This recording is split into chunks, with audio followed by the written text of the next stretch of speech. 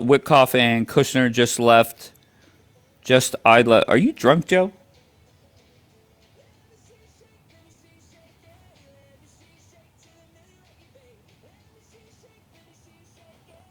Sarah, I'll be honest. No. There are certain people that I just yeah, Sabra, you're such a nice dude. Just don't make me.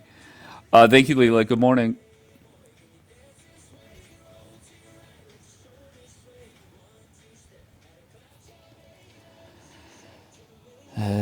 Okay, Sabra. Oh, yeah. Can you hear me? You sound great, bro. Can I give my opinion? I'll be quick. So, Go you brought an ahead. interesting point. For me, regime change is not necessarily like a main goal. I think what would be successful is, let's just say hypothetically the Ayatollah does stay in power, as long as they don't have their nuclear capabilities or their capability of striking Israel, I still think it's a win. Okay, so we agree there. But there are people that are telling me, including, I'm sorry, and I forgive me, who was the guy that was here yesterday? That he's been in here a couple times. The guy that's like been on CNN and shit. What was his name? Oh, the I forget his name, Okay, Ahmed something. okay, well, and I'm not, and I apologize, I forgot. Amjad, yes, thank you, Bianca. I'm not. I think he's very intelligent. The smart guy, yes, very smart.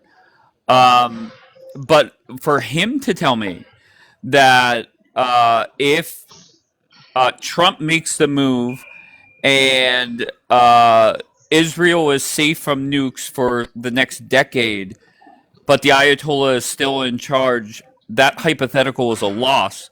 That was eye opening to me. It's not, and I'll tell you why. Because in 2018, Israel did the Stuxnet program, where we pushed their nuclear capabilities back 5 years. And if Trump can do that for, let's just say, 10 or 15 years, even if the Ayatollah is in power, it's not a loss. Because think of it like this: um, for 40 years, Israel and the Iranian regime, unfortunately, have coexisted, right? So even if the Ayatollah is in power, as long as he doesn't have the nuclear capabilities or capabilities to strike Israel through Hezbollah, it's still a win. Anybody says otherwise is just, I don't know, coping, I guess. Okay. Iranian here. Go ahead. Let me. I don't know what's that. Do you have noise isolation? It's very loud in the background, Sabra. Yeah, yeah, yeah. I'll put it. And I have my headphones in. Shmelo, Hello, how are you? Iranian Zionist I'm here. sorry. I'm I'm sorry. Iranian. Hello, I'm Iranian. Yes. Yes. Yes. Yes. Okay. So the Ayatollah, the Uh end, huh. end of the Ayatollah is near. The so-called the Iranian Arteshi, the Artesh, they joined alongside the Crown Prince. So do I. I joined the Imperial Guard. You know the Imperial Guard, my friend? I honestly don't, but continue. I'm sure there's people here that understand what. Dave, I'm So gonna drop. Thanks for have you? having me up. Okay, Sabra, you don't have to announce, bro. Oh, sorry. No, it's all good. Go ahead. So Artish is the in the. You know him, Leela? Is your name Artish? no Artesh is a Iranian military soldiers. It's Oh, so-called sorry. the Iranian army. Okay, very good. Go ahead, continue. Sorry, Leela. Gee, sorry. Um, Go ahead. Make your point, sir. Because the pirates just got here. Shut up, Dave. All right, go ahead. All right. The Iranian Artesh, so-called the Iranian army, they uh, refuse to take orders from the IRGCs to unalive the Iranian people. So they take the guns and the weapons, also the equipment away. So right now, Iran or Islamic Nation, they don't have army right now because the Artesh, they don't have anything. They don't have any Mhm. equipment or guns. They only have militias from Iraq, the Hashish Shabi we call it, and the T group in Lebanon, the Hezbollah, and even the Palestinians, like thousands, less thousands of them, they are here to fight for the regime. This is what the regime have to fight with the Iranians. And the Iranians in the streets, they are chanting Javid Shah. They want the Shah back. Do you know? Can I And tell? Go ahead. go Go on. ahead. Oh, sorry. Let me Yesterday, just and say this this, is then I will. yeah. Go ahead. Go ahead. All I right. think So, there's a lag. That's why I'm responding. I think a little bit slow too. I apologize, but finish your thought. Go ahead. so I said, I hope you guys understand, and I want to also mention something very important. It's very important.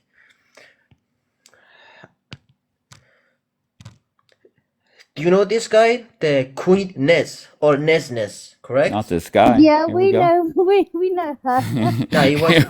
All right, this escalated very quickly. Yeah, You want to put him on big screen, yep. Dave? This lady here is a very. They're getting into our Iranian community's nerves.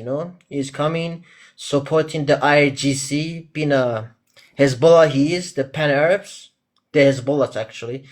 We figure out that his family are mercenaries of the Hezbollah. They're getting paid from the IRGC, the Iranian pockets money, and inshallah, once the Shah is returned, people like those, they're going to get their punishment, and they I mean can't see Iranian the picture monies. properly, Dave. Can you make him big screen?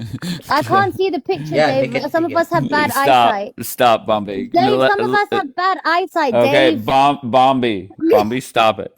Go ahead, sir. Finish your point.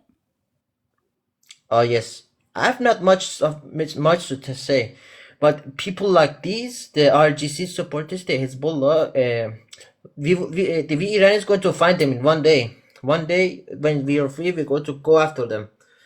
Their days are numbered. The Ayatollah, once the Ayatollah is gone, people like these will be next, inshallah. Javid Wait, Shah. Javid Shah. I wanted to ask a question, Dave, because you don't usually open up 2 lives in the space of a day. Was there like an announcement or something that I missed? Yeah, I said it Or as I was ending my last broadcast that I didn't hear I'm what going to happened. do a couple things. No, I just said I want to drop the drama and Yeah. focus on these 2 questions because it's going to be very important over the next, couple days, couple weeks that expectations are met. That I think there may be a lot of people that think certain things should happen, and I don't know. So let's see what Yeah. everybody says. But the one thing that was eye-opening to me yesterday, 2 days ago, so that would be on Wednesday on Fox News, they had a national security expert. I'm going to look for the video. And she said, people in here act like that Shah guy that they want in charge has like a 90% approval rating. And I don't know what's the case. I have no clue. Yeah. But whenever the national security advisor, whoever the hell this chick was, says only 30% of the people in that country want the Shah, that was eye-opening to me. Now, does she know 100%? I don't know. But I trust her more than fucking random people on TikTok. Yeah, no, I get it. I mean, I think your words were free Iran, and of course she seemed to know everything. But no, I do But get it. And to I be wanted fair, to it's just not them. Before you took a little bit of a shot at them. To be fair, it's not just them. And all the people that are saying that 90% of the people are against the current regime, I get along with them all. So I'm not talking shit on them. I'm just saying I find it hard to believe. Yeah, no, I mean, it's something that I've It's not hard, questioned as actually. well. Sorry, wait, Iranian immorality. I mean, I posed this question to you as well, right? Because I think it's like a double-edged sword. Because I think we get told that there's a blackout. No one is allowed to speak out in Iran. There's internet shortages and stuff like that. So when we get the number like 90% want the Shah back, what research, like what study, or how are you determining that number? Do you see what I Want me mean? to give you their answer? You want? Well, Should I you can. answer? Yeah, please. Yeah. Oh, yeah, go ahead. So, this revolution, it's between the Iranians and the Arab foreigners. because, as you know, the supreme leader Ali Khamenei in the picture is not Iran. It's from Iraq. He says always Iran doesn't matter. Islam matters. Arab matters. So if you see the real Iranians, such as the Iranian Azeri Turks, the Kurds, Gilan, Taileshi, Mazandaran, especially the Iranian communities or ethnic Iranians, such as the Lor and Bakhtaris in history, that they were literally one of the monarchist people alive, one of the pro-monarchist people you ever seen in Shiraz or Yeah, Isfahan I'm or sorry, Tabriz. Iranian. I don't mean to like go interrupt you, but like it still So my doesn't. question It's is not yes, answering. 90% It's of the not Iran answering my want the question Shabak. specifically, because I do understand obviously as well when you say the problem is Islam, but then sorry, not Javid Saab, Pahlavi, Reza Pahlavi, he's also a Shia Muslim, right? So He's not. he is a Shia Muslim. He His father hasn't was, denounced not him. Islam. No, he hasn't denounced Islam at all. He is a Shia Muslim. That's what he identifies He as. can't because All he will right, be all right. considered Pause. Islamophobia. Joe, give me your thoughts, please. Ask me the first and second question.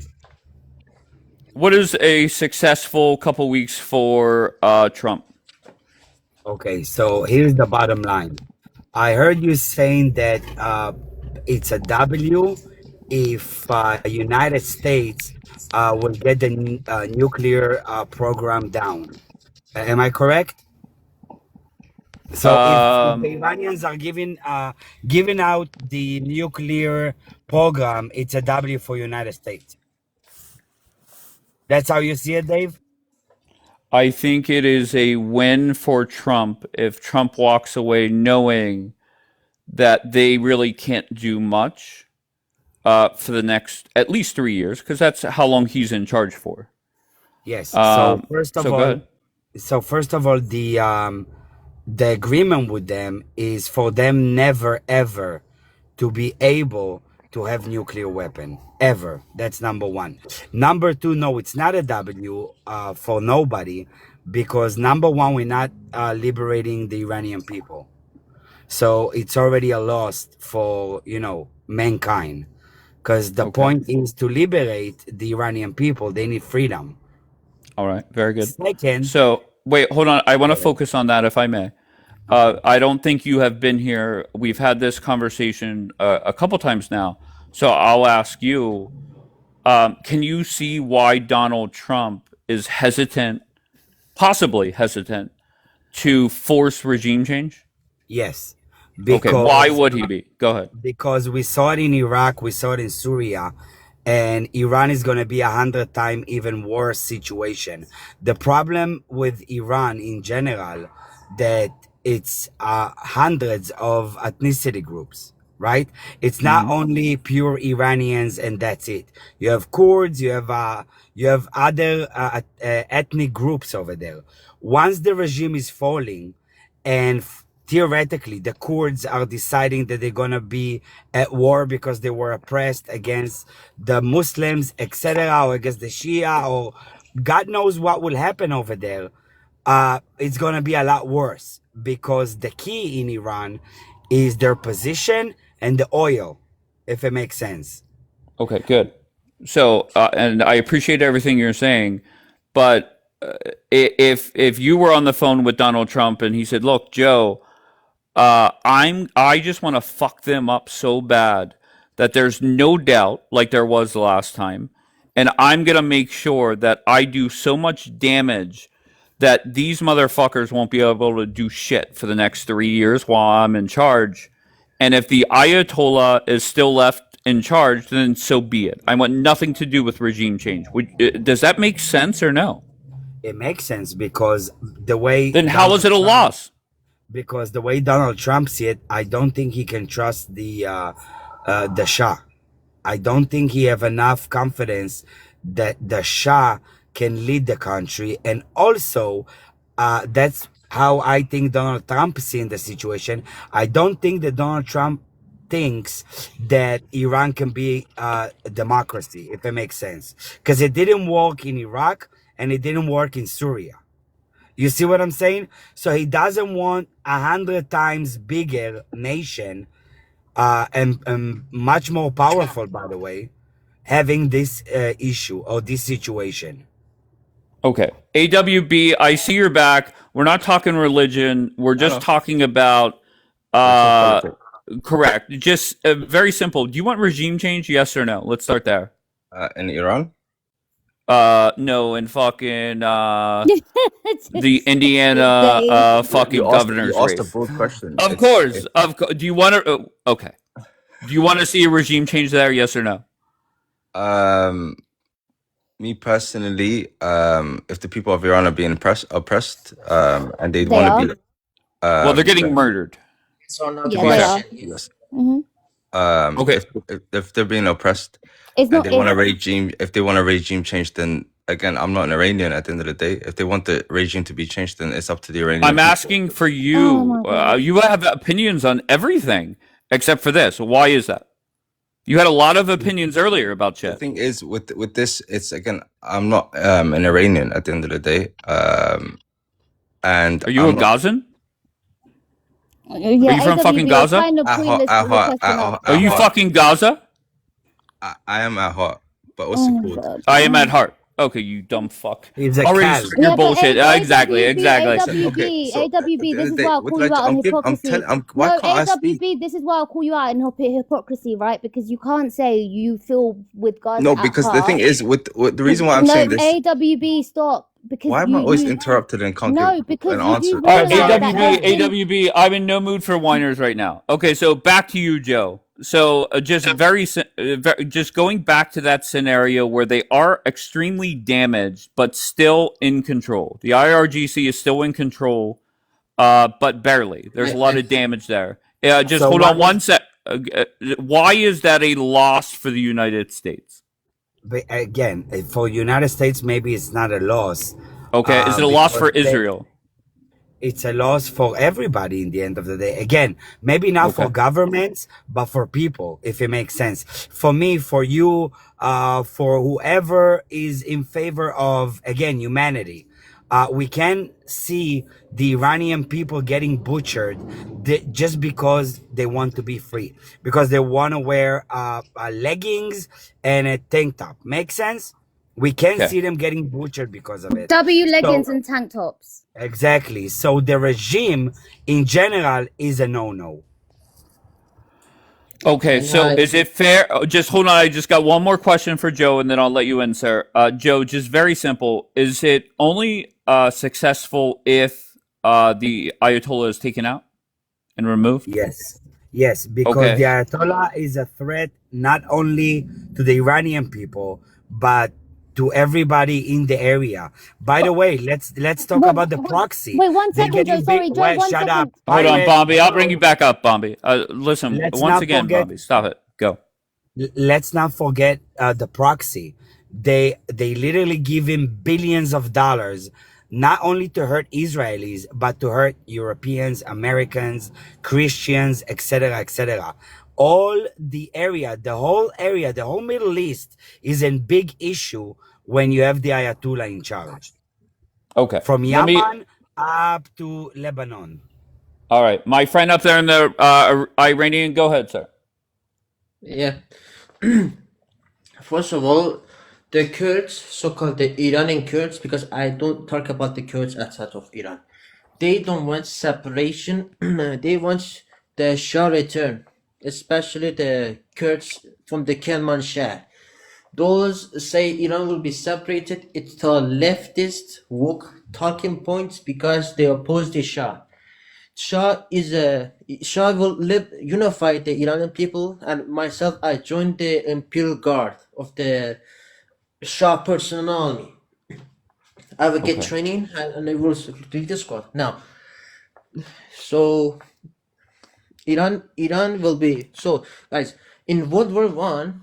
Half of the Iranian people were wiped out. Like we were being far worse than this, and we survived. We survived in the World War One when half of our entire population was wiped out, and we, in the end of the day, someone, Iranian general from, Iranian commander named Reza Khan, who came and challenged the separatists and liberated Iran.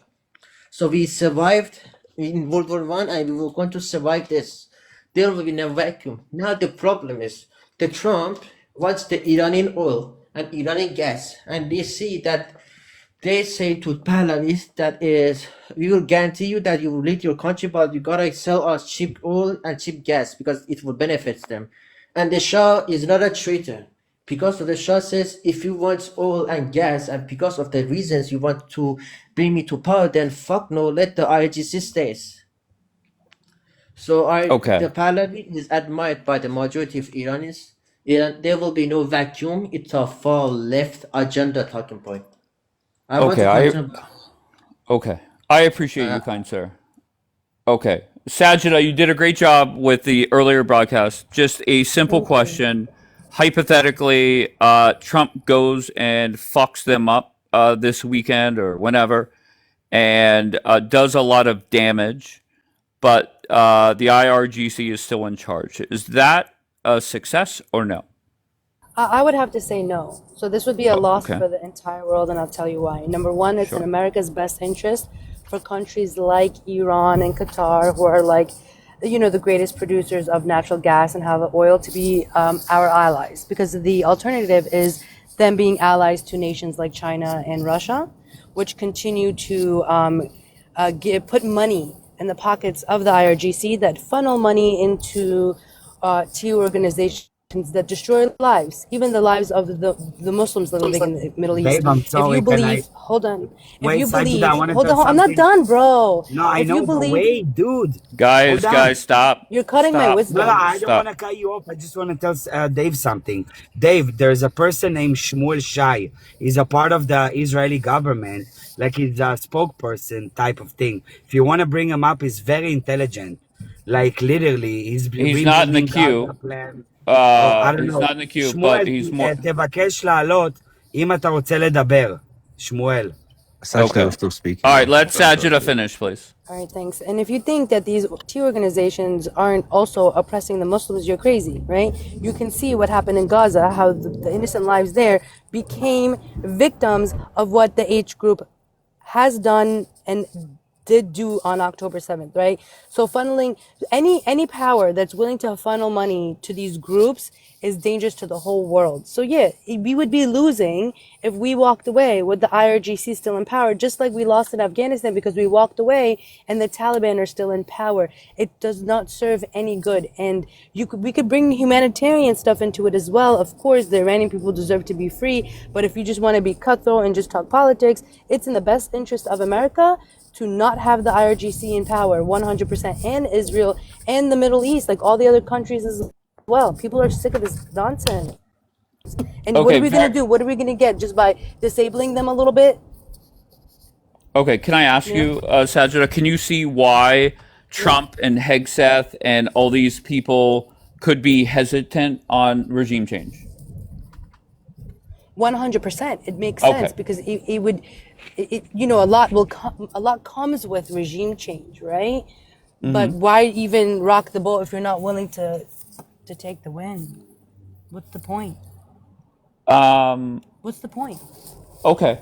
I get it, but actually, let's go down this road. Okay, Sajida, Trump takes out the Ayatollah and top 3, 4, 5, 7 members, whatever. What happens the next day? So the thing with Iran, it's different than, for example, like a country like Venezuela. They have like layers of protection to protect like this IRGC of theirs. So you can't just walk away by unaliving a few leaders and hope that the IRGC would collapse. Unfortunately, Iran is a completely different story. You would have to destroy the whole entire government in order to have some sunlight. Okay, so what are we doing? So let's It would just have to say be it's like balls out, America going crazy, getting rid of all of these little cancer cells, that want to destroy happiness, want to destroy the world. okay. All right, fair enough. Samuel, is that his name? Yeah, Samuel. Yes, how are you doing? I'm great. How are you? Fine, thanks. Nice to meet you. Nice to meet you. My friend Joe said to let you up. What do you want to add to the conversation? Well, one of the major issues we need to understand with Iran it's not really the issue about the oil and gas. One of the major issue with them is the structure of the Iranian government, which is one of the biggest support for terrorism activities in the Middle East and worldwide. President Trump has a major agenda in the Middle East and in the Gulf related to the Abraham Accords. And he knows that if he doesn't take out the Iranian regime, the concept of the world peace will be buried in the ground and it will never happen. Iran, in today's concept, do not support any peace development or any economic development worldwide. They believe that the world needs to be struck the way they think it is, which is mean it's my way or the highway. If you don't do it the way we want, you have no the right to exist in this world. And this is why we're looking now to finish the situation with Khamenei and the Ayatollahs and all those guys. May I ask you, sir, Now, where do you live? Are you here in the States, or are you in Israel, or somewhere else? I'm in Israel. Oh, that's great. So, what do you consider over the next few weeks, assuming they make a move here? What is a success for Listen, Israel? let me tell you, Sure. the situation right now, the life sentence of Iran, it's set. That's it. They passed the line of no return. So if it's not the US, it will be Israel that will take them out. Clear and simple. If Trump will not do the job, Israel will do it. Will you Because be the state of disappointed if Israel, Trump does not? no, it's not a question of disappointment. Right. It's a question to finish it. Because so Right. many people die in Iran for nothing. I think at this point, Trump made a bit of mistake by calling the Iranian people to go out to the street and to demonstrate and to start a revolution. And because of this, more than 40,000 people die. It's not 10 or 15 people. 40,000 people, it's a major issue. So Understood. it was really waste of life. So we could avoid this and not tell the people to go to the street and start to do all this commotion, and then to say, oh, I don't know, I don't know, I don't know, I will do it, I will not do it. You cannot play these games, It's people's life here, and those people count on your support and your promising to come and to take out the government. Okay. If you didn't say this, no, we stay home, and maybe there was only 1,000 people dead, not 40,000. Okay, So so I this have is two one of the questions for points. you. I have two questions for you. What Yes. happens if the regime change leads to 100,000 people dying? That's not good. That's question one, Yeah, and that's kind of a but rhetorical question. in this case, it will be the Okay. price of freedom. All right. And then let's talk about that. What happens if, a year from now, they hold elections, because that's the goal, and they elect somebody that's even worse than what's in charge now, or just as bad? Well, in this case, it's on the Iranian people, I can tell you right now. That's it. Okay. Well, what about if Trump says, well, it's on those same people to take out their own? But let you bring in a scenario that will not happen. Oh, Cannot be okay. happen. Okay. Well, Because let me tell you, the Iranian people, they have a very strong characteristic history. They are people with very long history. They but are there very is a stable chance, people. there is a small Yeah, chance in your mind at least, right, that they put somebody in power that is just as bad, if not worse. let me tell you, of course, if somebody will come that will be worse than a Shah 50 years ago, there's a chance they will select another person. I mean, they don't want to starve. They Dave, want. by the way, Shmuel, 1 second, brother. Dave, Yeah, go, Joe. Samuel is a part of the Likud party. He did some, I don't know if you care or not, but he did some things also in Gaza. Like he's involved. So he Oh, knows okay. a lot of the Kushner and Wyckoff. Like you can ask him a lot of questions about that if That's you awesome. care.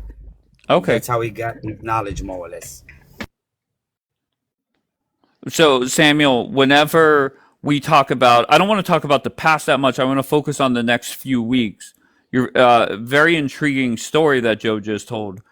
But what do you understand that if I'm sitting here saying that to me, I am against Trump forcing regime change? Do you understand why, as Americans, we are not we? I am against it.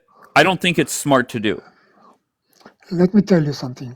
Sure. In most of the cases, you are right. Mm-hmm. But you see, you're doing the same mistake Trump is doing.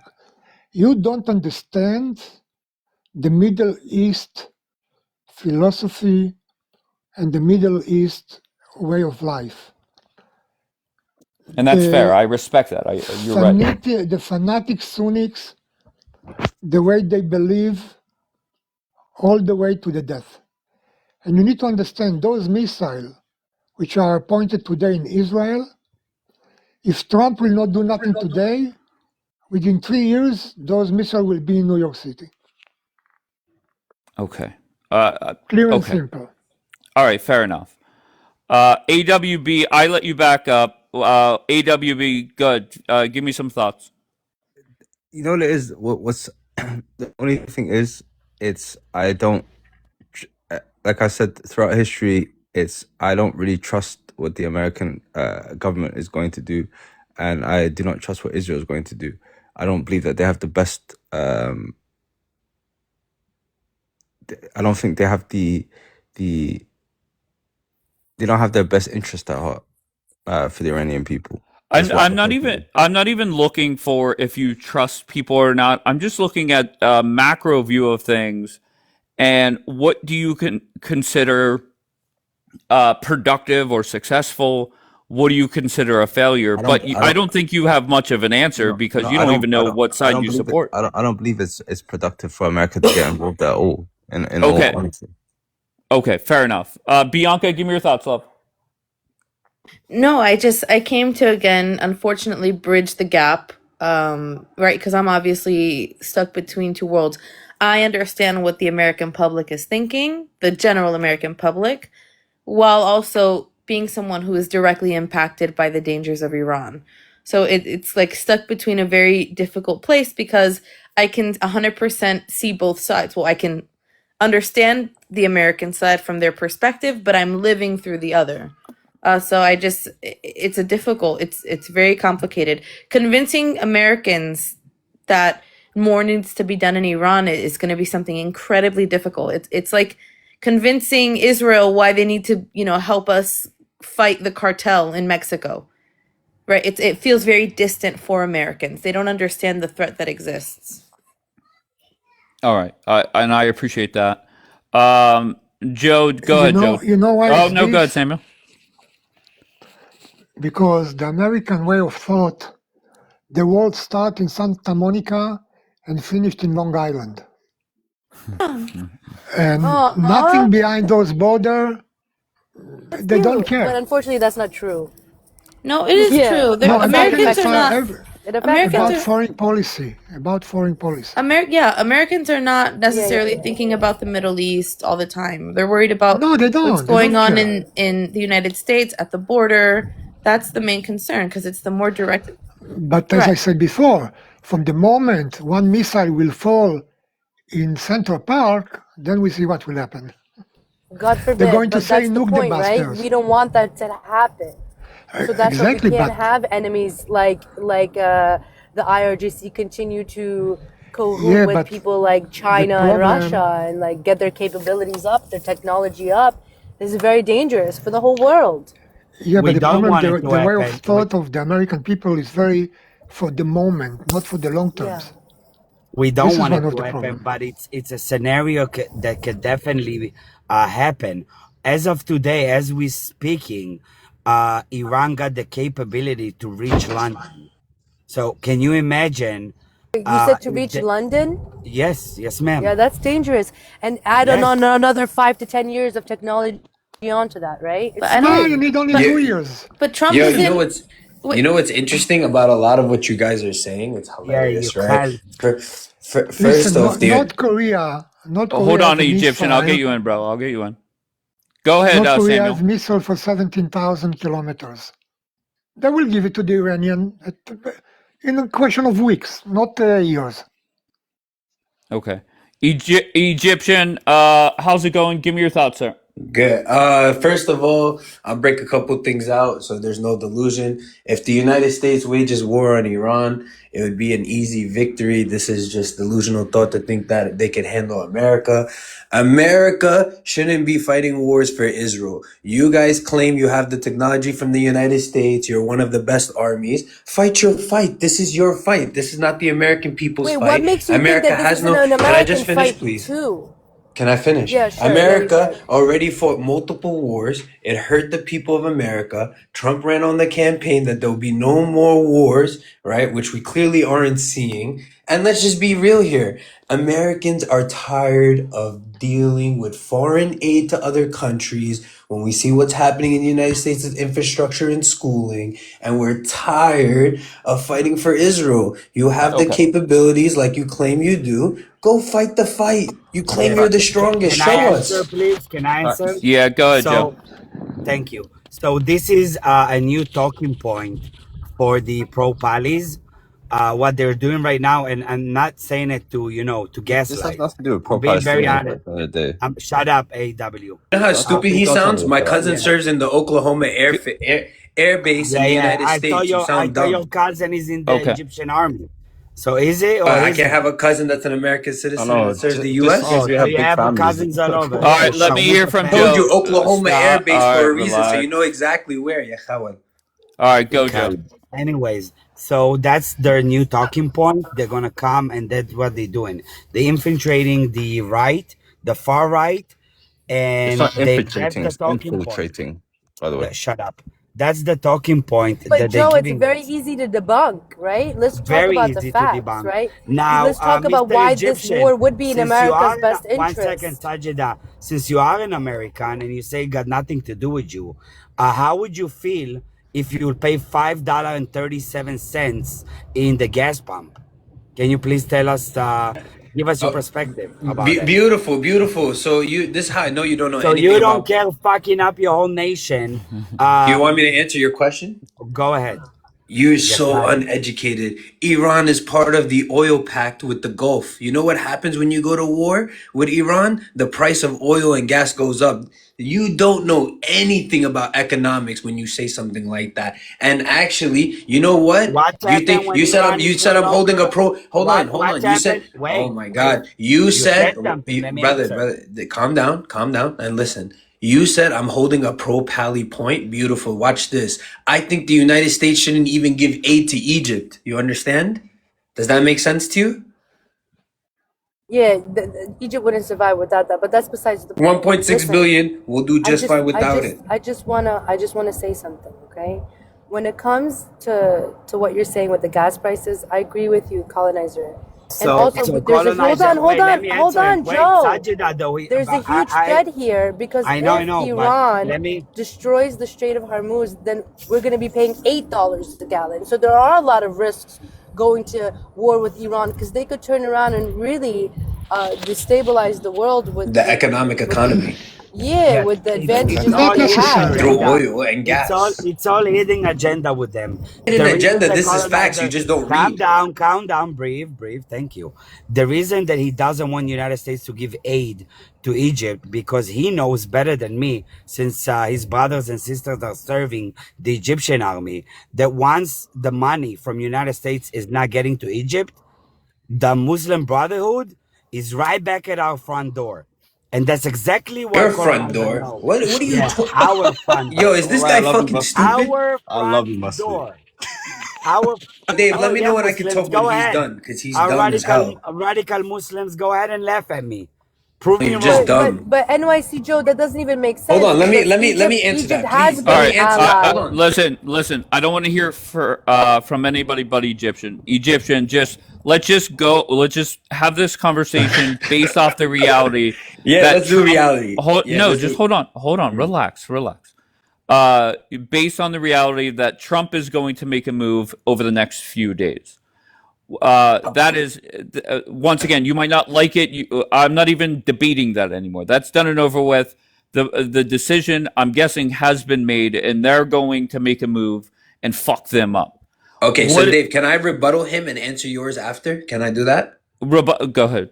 30 Egyptian. seconds to rebuttal him. He Yeah, sounds go ahead. so dumb. First of all, 1.6 billion of United States aid doesn't even come from cash. It comes in armored vehicle and technology. Go look this up. You're so slow. And you said the Muslim Brotherhood? Bro, Egypt destroyed the Muslim Brotherhood out of Egypt. Everyone knows this. That's why they left Egypt and ran away where they were founded at. Okay, so don't tell me 1.6 billion when a country just bought a $5 billion package from the United States, another Ran 5 away to billion. Turkey. Stop Ran talking away when to I'm talking, Turkey. and They another just 5 billion. signed. Stop talking when I'm talking, and another 5 billion package, right? From who? France. You understand? We can buy our own weapons and protect ourselves. We don't need you. And you said we, the Muslim Brotherhood, gonna come to our door? Who's our door? We've been the ones getting rid of them. They're not coming to your door. Stop lying. Now, Dave, you said if America attacks Iran, what would be the case, correct? Just so I Yeah. answer you properly. Correct. What will you consider success? There's no real success in this, and this is why I'll tell you why there's no real success. We did Okay. the same exact method in Iraq, and then we left the power vacuum. What success did we really get out of Iraq? You can say we got rid of Saddam, but then look at the power vacuum we left behind. Did we really succeed, Dave? So I don't think there's really any success story in attacking Iran. Okay. So you're 100% against Trump even doing anything. Just think that we should reach a diplomatic deal, Yeah, honestly. that's done. It will That's not never happening. happen. It Yeah, will never that's happen. yes. So I mean, you have a Dave, can better. I ask you a question? Just sit there and wait for Santa Claus to come down your chimney because that's not Got you. happening. But go ahead. Yeah, There's no chance beautiful. this will happen. So Dave, Yeah, let's go say ahead. we do this strike and we leave a power vacuum in Iran. How did America benefit then? By the way, it's not the situation right Hold on, now. let Dave answer that, Yeah, please. Thank you. Egyptian. I have said I think Trump is going over there to fuck them up to the point where they can't even respond with the force that they think that they can. If the IRGC is still in power, then so be it. Trump. That's not on Trump's No, I'm talking about a power to-do vacuum, list. Dave. I Dave, I'm I talking. understand. I understand that is 100%. That's all that's going to happen.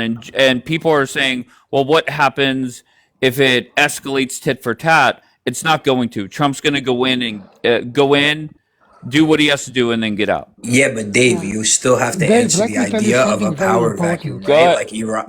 One second. Go ahead. 80% of the people today in the IGCR in Iran that with the Khamenei government, if Khamenei will go away, they have nothing to do with this regime. They So are not. there because they are afraid for their life, and they will not go against Khamenei. Are you saying I say for the 80% of the people are against the IRGC? absolutely, Okay. And absolutely. There's no statistical paper to prove I was this. gonna hold on, ask. Egypt. I Hold wanted to on. ask Samuel, because Where do we you have, get that number? yeah, because there's so much debate on TikTok. I'm wondering if there's like an actual source where we can see that. Well, most of those information come from intelligence agency source, which they try to So there's no public get. information And on by the this. way, this is why one of the reason why the Israeli government was able to penetrate Mm, the Iranian government with many spies from mm, the Iranian government in favor of Israel. because they're Low not key, he's right supporting about that. No, so His much point about is that he they're is not infor- half No, he's he's doing right. what the IRGC. He's right about the infiltration. He's right no about the he infiltration, has but he's wrong on the information that we're statistical not. number. But he is privy to information that we don't have access to. This person that is above me is Come on, bro. Listen, it's he said, she said until it's credible on no, paper. no. Listen, He's let's just be qualified. real here. Come on. No. He Let's just works be real here. He's right about the ending part. Yes. Egyptian. Oh my God. This guy is 100% qualified. He's Okay, and I have people I in don't. my family. Hold on. I have people in my family that are Nobody so cares deep in about When your this well. family didn't work Hold for on, the but Abraham Accords, my friend. no, wait. You see, you're confused. This is how I know you're confused. Egypt has a very strategic position with the Gulf. If you don't know this, right? Like, go read into this. And this is Yeah, why and Turkey banned. he's a So I chairman can of say, hey, I can say my uncle said yada yada yada. That's irrelevant, right? Because that No, doesn't this mean guy is anything. literally look him up. You can Google him. Like Okay. stop. Okay, but once again, right? He said, she said doesn't count, right? no, What's no, on paper. I'm not And I'm he not trying said, to she argue what said. he said, she said, because there's a part that I actually agreed with him on about how internally they had such a divide that it was easy to infiltrate. No one's going to deny that because it's true. It's And on why is paper. this? Because they are not support the Iranian government. They don't support Khamenei and the fanatic regime. But they're afraid. You know, today in Iran, you say something wrong, there's no I'm sorry. That's it, you're gone. Bullet in your So this head, is once and they again, drop you to the river. this is once again my problem with countries that don't understand the dynamics of a country. Like, for example, you get rid of Khomeini, you do this damage. What are you gonna do about the power vacuum after? Once again, because there is a There's no power vacuum vacuum. inside Now of the there's no country. vacuum. Brother, hang on. You have people who literally come from the Azerbaijan region, but they're Iranian. And some of them, they have different views. And then inside of the city, you have people split over different politics. How are you going to control the power vacuum? Egyptian, you are See, right. nobody wants to answer the 3 question months about power ago, vacuums. 3 Wait, months ago, Egyptian. you are Wait, hold right. on one second, Samuel. Hold on one second, sir, please. Egyptian, I'm telling you what I believe Trump is going to do. The answers to your questions when it comes to power vacuum, etc. That's gonna. He doesn't care. He's going over there to do one thing: leave zero doubt that he fucked them up, and he's going to get out of there. And whatever happens, happens. Does that make But sense? Go yes, ahead. I understand that, Dave. No one's saying no Sure. to that. What I'm saying is, because this is what I'm saying, because Americans have, I guess, Dave, you really forget the past. Dave, we destroyed Iraq, right? Correct? You agree? I understand. Go ahead. We left a power vacuum worse than Saddam. We Yeah. left.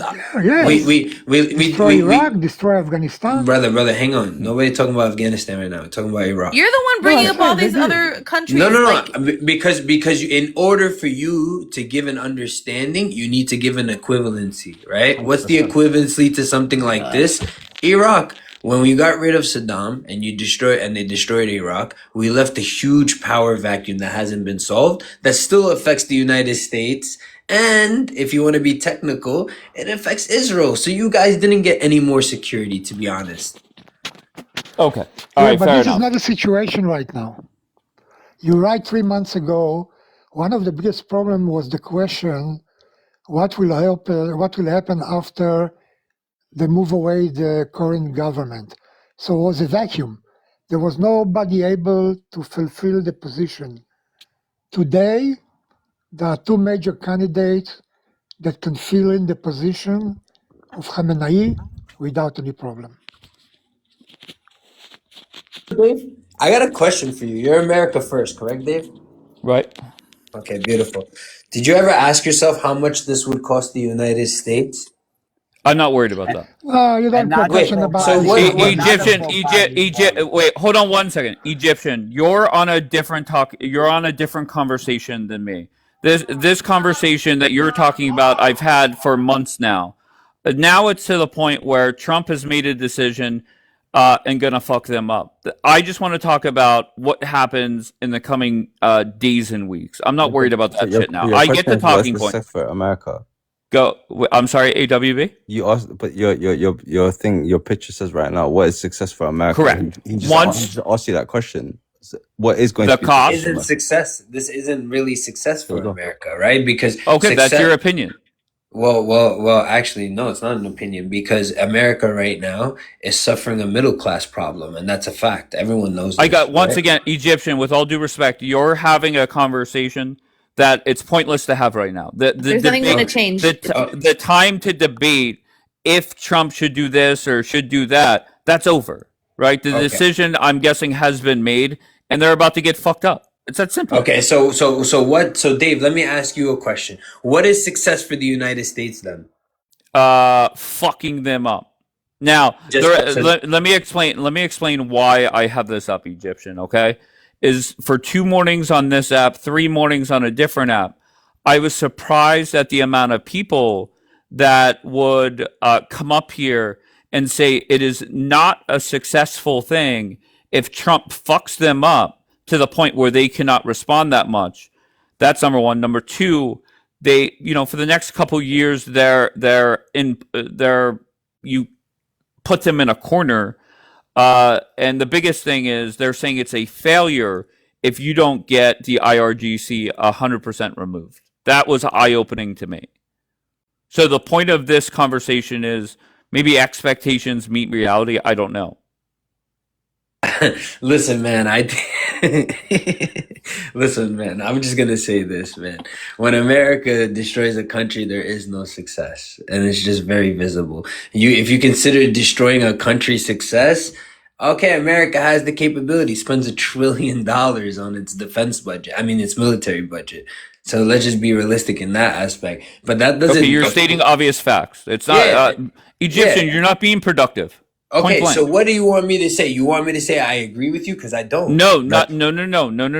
The reason why you cannot be productive in this conversation is you're not willing to accept, or you're saying that Trump should not do anything. It's past that point now. The question is now that Trump is about to fuck them up. What is good? What is bad? Does Trump need to force regime change or not? That's the conversation. I get your point. You're against Trump doing anything, but that whole debate now is okay. I think, So over. should Trump do a regime change? No, I think the people of Iran should decide what they want. I think a regime change leaves a power vacuum, just like Iraq did. Simple. All right, very good. Every time you Just said power broken vacuum, I'll take a record. shot. All right. Take another one. Okay. AWB, you were trying to say something. Good, AWB. No, I was saying the same. Basically, what Egyptian was saying as well. It's the reality is it's why I was saying right at the beginning of the conversation. It's up to the Iranian people, and I don't feel that the Americans or America should intervene. I don't believe in foreign intervention. And again, Okay. as we've seen before, and we'll bring up Iraq, 1 million civilians unalived due to war. You let the people decide what they want, and I don't understand why America needs to intervene in the first place. It's not Okay, their well, just so business. you know, We're Donald Trump's beyond gonna it. fuck them up. Oh my Okay, God. like you two down here. Obviously you're anti-Israel, and that's fine. That's no big deal. I have no problem with it. I host It has everybody, nothing to do with but just anti-Israel or not. hold on one AWB. Just hold on one second.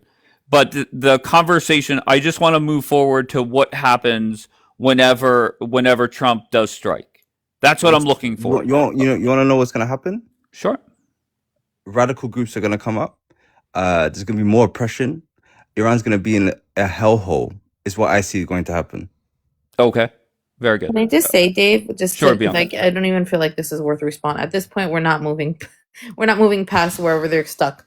Like it's just surreal. I'm seeing like videos come out. Ben Gurion is officially like an air base, like an Air Force base. There are so many jets and bombers that are there. I'm interested. I'm nervous, obviously, but I'm also very interested to see like how everything is going to unfold. Like what is this war going to look like? Is the IDF going to have involvement? Is it just going to be the US, flying from here to there? Like, do you have any idea, or what do you think is going to happen? Here's I have no idea. My question is how long does it last, right? Mhm. US, Israel, they make their move. The other side responds, the last time it lasted 12 days. Yeah. How long does this last? Israel's preparing for 2 to 4 weeks of battle. But military analysts are saying that given the amount of forces that are here, the expectation is like 7 days or 5 days of intense fighting. So because this is like conflicting information, I'm not sure. Okay. Do you know anything about the F-22? Okay. Dave, do you know anything about the F-22? So Go, here's Egyptian. my Teach us question. all. Bro, shut up, Joe. You don't know Wait, shit. no. Yeah, calm. Egyptian. Once again, I know you're used to the drama and the shit like that. I'm trying to stay away from that now. Just put your differences aside. Have a productive conversation, please. Listen, we'll get back to drama later. Bro, it would have been you know what I'm saying? Like, look, put it this way. When America brought the F-22 to the region, I already knew America was going to strike Iran. I didn't need to wait for the deadline, right? The F-22 is one of the most advanced planes the United States has and doesn't sell to anyone, not to Israel, not to Saudi Arabia, okay? The F-22 was actually partially taken out of the United States military because of its cost, right?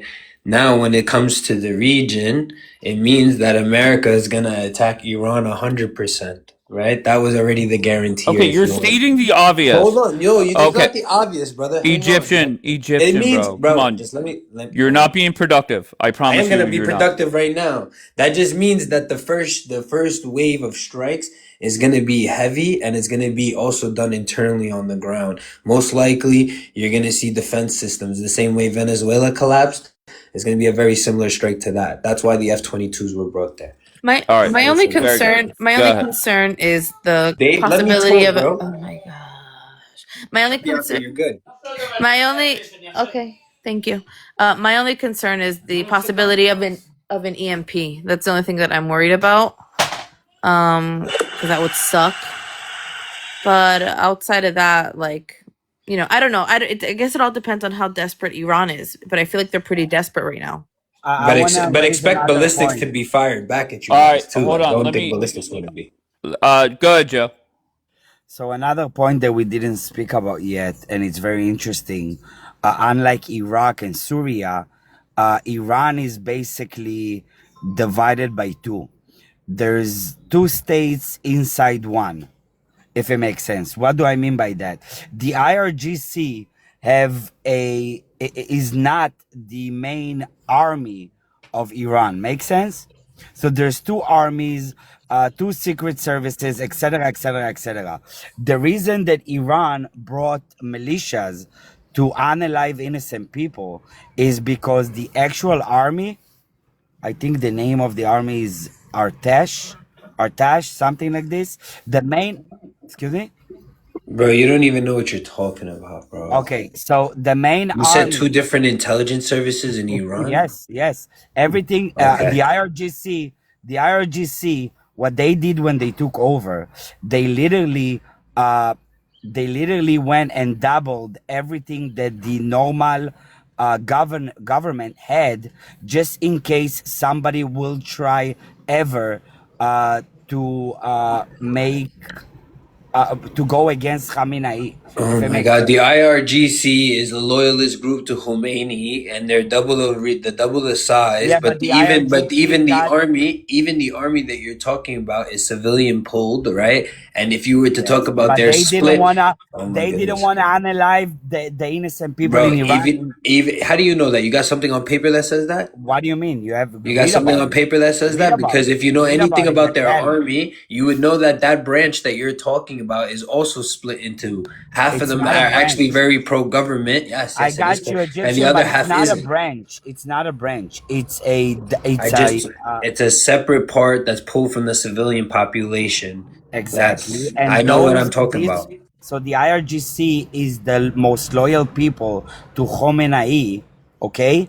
And they are basically doubling everything that the regular army got. So just in case if a person from the regular army or a colonel or a captain or whatever is not gonna listen to Khomeini or not follow orders, The IRGC is gonna come and take over immediately, and we saw it happening. By the way, This guy's talking about ground troops in an air war. That's hilarious. no. We're not talking about. We're talking about the oppress of the Iranian people. Ya kelb. Yeah, Haiwen. You don't even care about them. Stop lying. You're just using them Yeah, as a but it's political not a tool. part of the Yamenyuka. conversation. We're gonna Not a strike part them of the because of the conversation. oppression on the people. Why didn't you do it the first day? All right, I'm just going to restart once again. Nothing against anybody. It's very simple. The debate if Trump should do something, I think that has passed. Right? Trump has made his decision, and he's going to fuck them up. So I think some fair questions to ask right now are: what would you consider a success for Trump? What would you consider a success for Bibi? And they are different. As much as Israel and the United States are aligned, I think the vision on what is good and what is not good may be a little different. Then I think another fair question to ask is, how long does this last? The people that are saying that this is going to be a war that lasts years, I think you're crazy. I disagree 100% with that.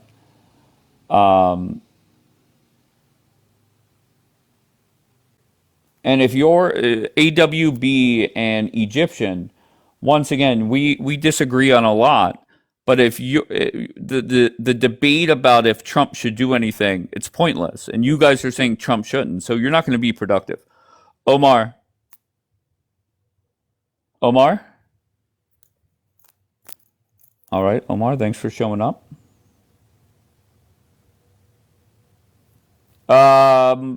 What's his name?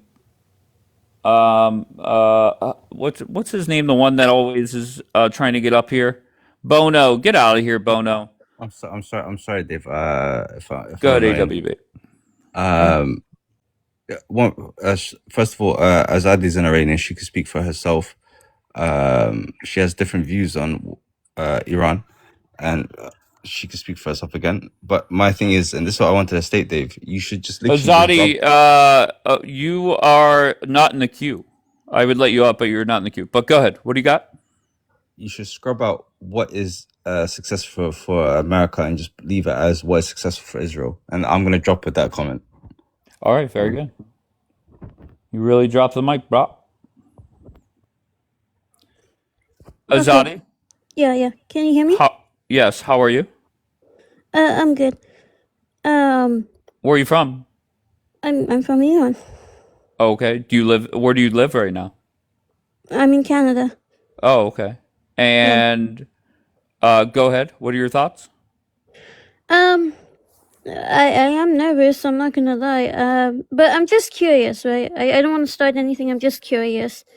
Why is the question what's success for America and Israel? I thought it was about Iran, right?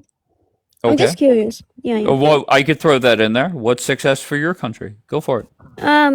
Well, for us to be free, right? But I want my Iranian people have agency, right? So I feel that when foreign intervention comes in, it strips Iranian people of their agency. Now that, yes, the question is because of what happened in Iraq and Libya and other countries in the Middle East, tensions are running high, right? But at the same time, don't you think Iranian people can,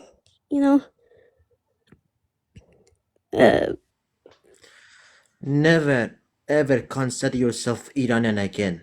okay. You support the IGC. You support I what support they the are doing to IGC. our people. When? Never ever consider yourself Iranian again. But I am. And my message to Egyptian here, he was in the live.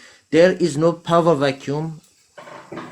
There will be no separation. It's all what the IGC is trying to provoke.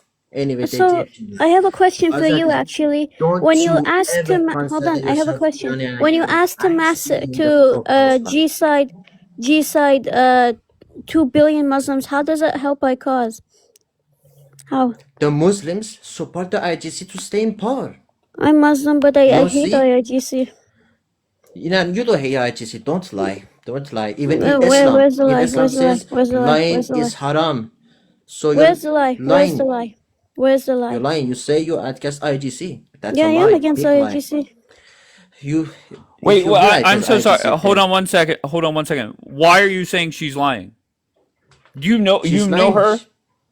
Yeah, I know her. He's a pro IGC. He's in No, every IGC lives. He's in every pro poly lives. In the but that doesn't palace. make I me an watched it. IRGC agent. That's crazy. Yes, you are. Don't lie. Don't lie.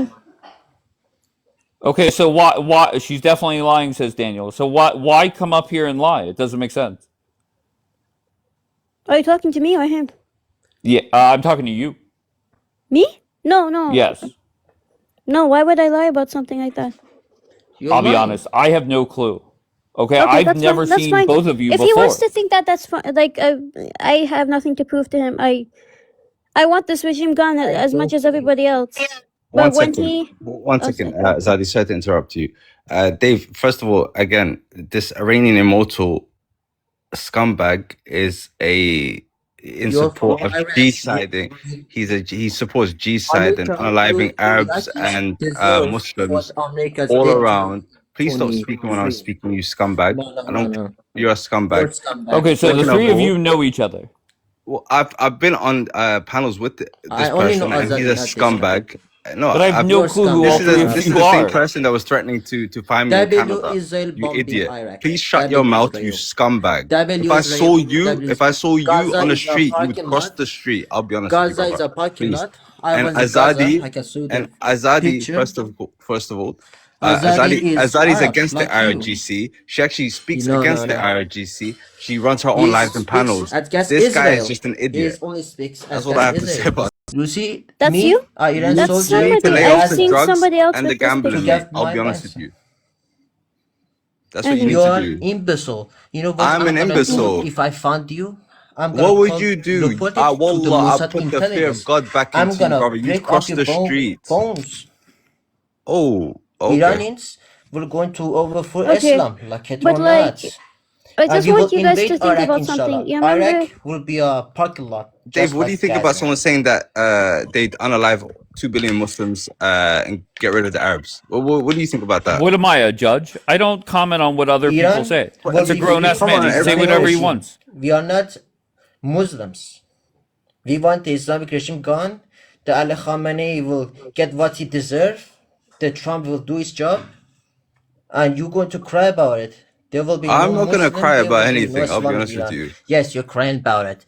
You're I'm not going to cry so about anything. terrified. Your Palestinian cause is going to disappear. Israel is going to win the war. Your Arabs. Who's going to win it? Israel's going to win the war. Lizards. You Arabs are lizards. Israel's going to Stay win out the of war. my This country. one. Your Arabs are lizards. Stay out Look of what my he's saying. country. He's saying Israel is going to win the war. Look at that. Look, that's his They mindset. won. You don't care They about destroyed your own Assad people, you regime. scumbag. You are a They took scumbag. out You are a Hezbollah. dirt. You are And they dirt. You're a counterattack cockroach that needs to get the stepped T on. group in Gaza. They won the You are a war. cockroach that needs to get It's stepped not on. my problem You want because to talk you're so about G-side, delusional. 2 billion Israel Muslims, won the war. and the rest of the Arab world. Assad regime You are a is scumbag. gone. Hezbollah are gone. What are you doing for Iran? What They are are you doing gone. for Iran? This Assad is the same regime. scumbag that's talking I'm so for Iran. You passionately, see, right?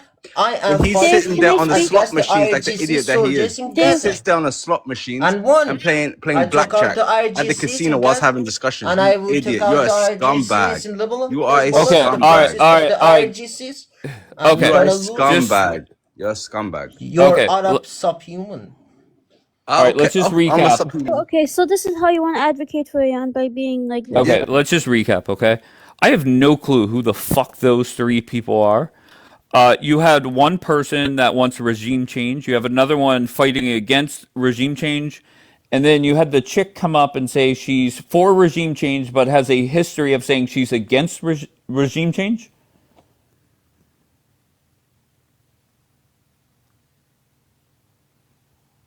I mean, Azadi, you could. I just don't get what to make of you, Azadi. Azadi speaks for.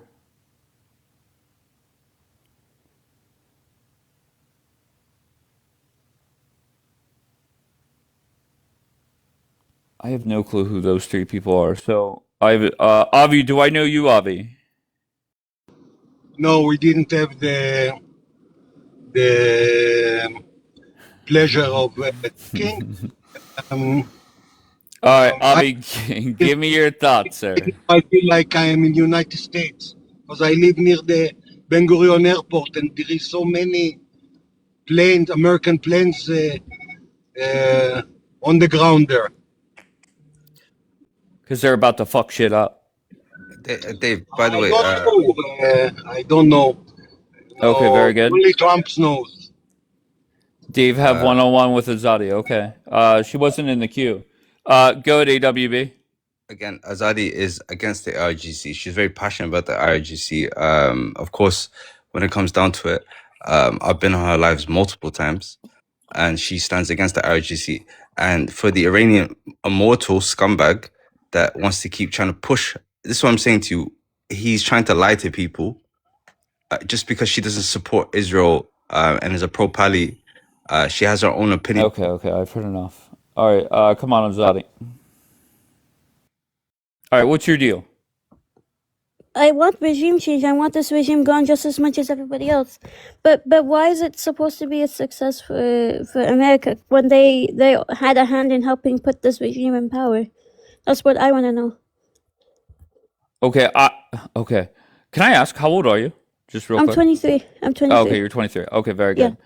So whenever I'm talking about what is considered a success for Trump or the United States, it's coming down to a simple question.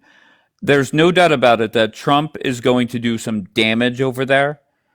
The question is it a success if he fucks them up and allows the IRGC to remain in power? That's the point of that question, essentially.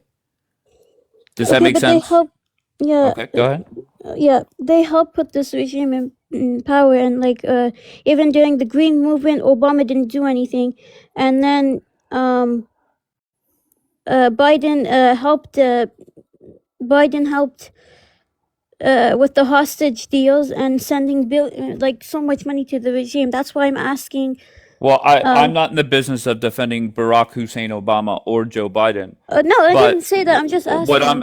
What I'm asking you is, why is it Trump's response? You want regime change. Yeah. Why is that Trump's responsibility? You Well, you could say that it's America's fault.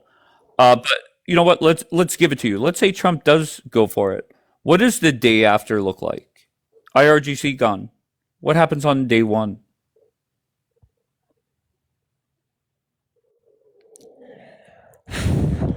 Yeah, I know. What? And I'm being sincere. What Okay. happens the day after? Well, when the regime is gone, I mean, the people are gonna be free. It's just Okay. like, but hold on, wait. I only say, what's it called? Like, but what's gonna happen long term? Okay. Yeah. You can't even tell me what happens on day one, let alone day 501. What happens on day one? Let's just say, hypothetically, Trump does exactly what you want. What happens on day one? I'm not sure, to be honest, because Okay. I don't Well, that's why understand Donald Trump should not. And once again, I respect everybody that wants regime change. I do, and I understand why. Don't take this as I'm defending the Ayatollah, but reality is, whenever I ask the question, what happens on day one? How do we get to day 31? How do we get to to elections? That's the problem. And you're not the only one that doesn't have answers. I only say that I'm very unsure only because, like, in the beginning Trump said the people should protest, and then when so many people were massacred, he says okay, and then like he cannot stand on one thing. He flip-flops a lot. Well, did in he my say eyes. that? Okay, and I get that, but did he say Yeah. he was going to take out the IRGC? No, he said From help what is I on the know, way. from what I've seen, not really. I feel like he, I don't know. I feel like he's just blabbering, but there's no, you know, set in plan, if that Do makes you know sense. why it's hard to get something in place?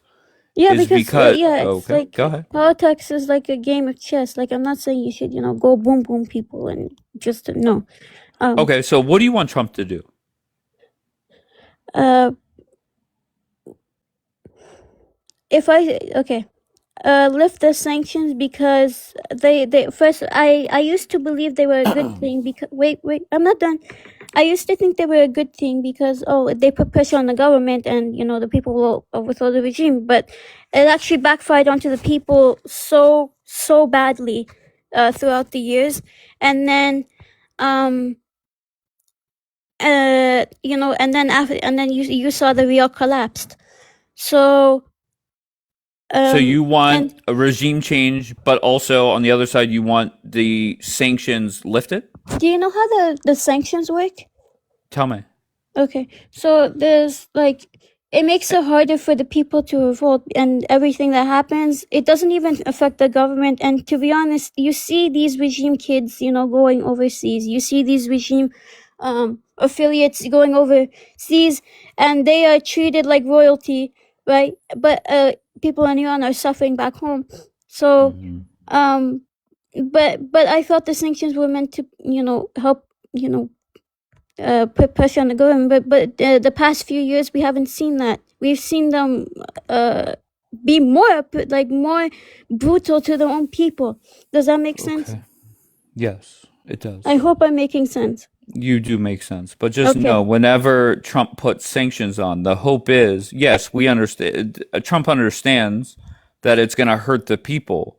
So the hope is whenever you put sanctions on a country, is that they stop doing whatever they need to do, so it stops hurting their civilians, right? And unfortunately, they have not given in, and that's why Trump is about to do what he's going to do. Okay. I feel like every time America tries to intervene, it just makes it worse.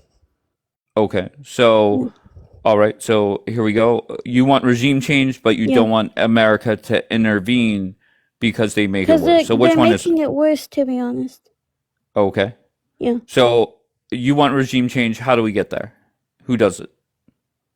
The people, at the same time, when you're empty-handed, what do you do when? So you need help. So you need somebody to intervene. Yeah, but that would, You're very confused. I don't think I'm confused. It's just I have trouble. No, you are. I'm confused. No, you're saying okay. You're saying you want regime change. Okay, Yeah. no problem.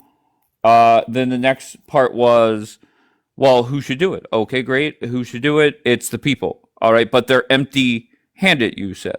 So Yeah. now you need somebody to intervene to help. No.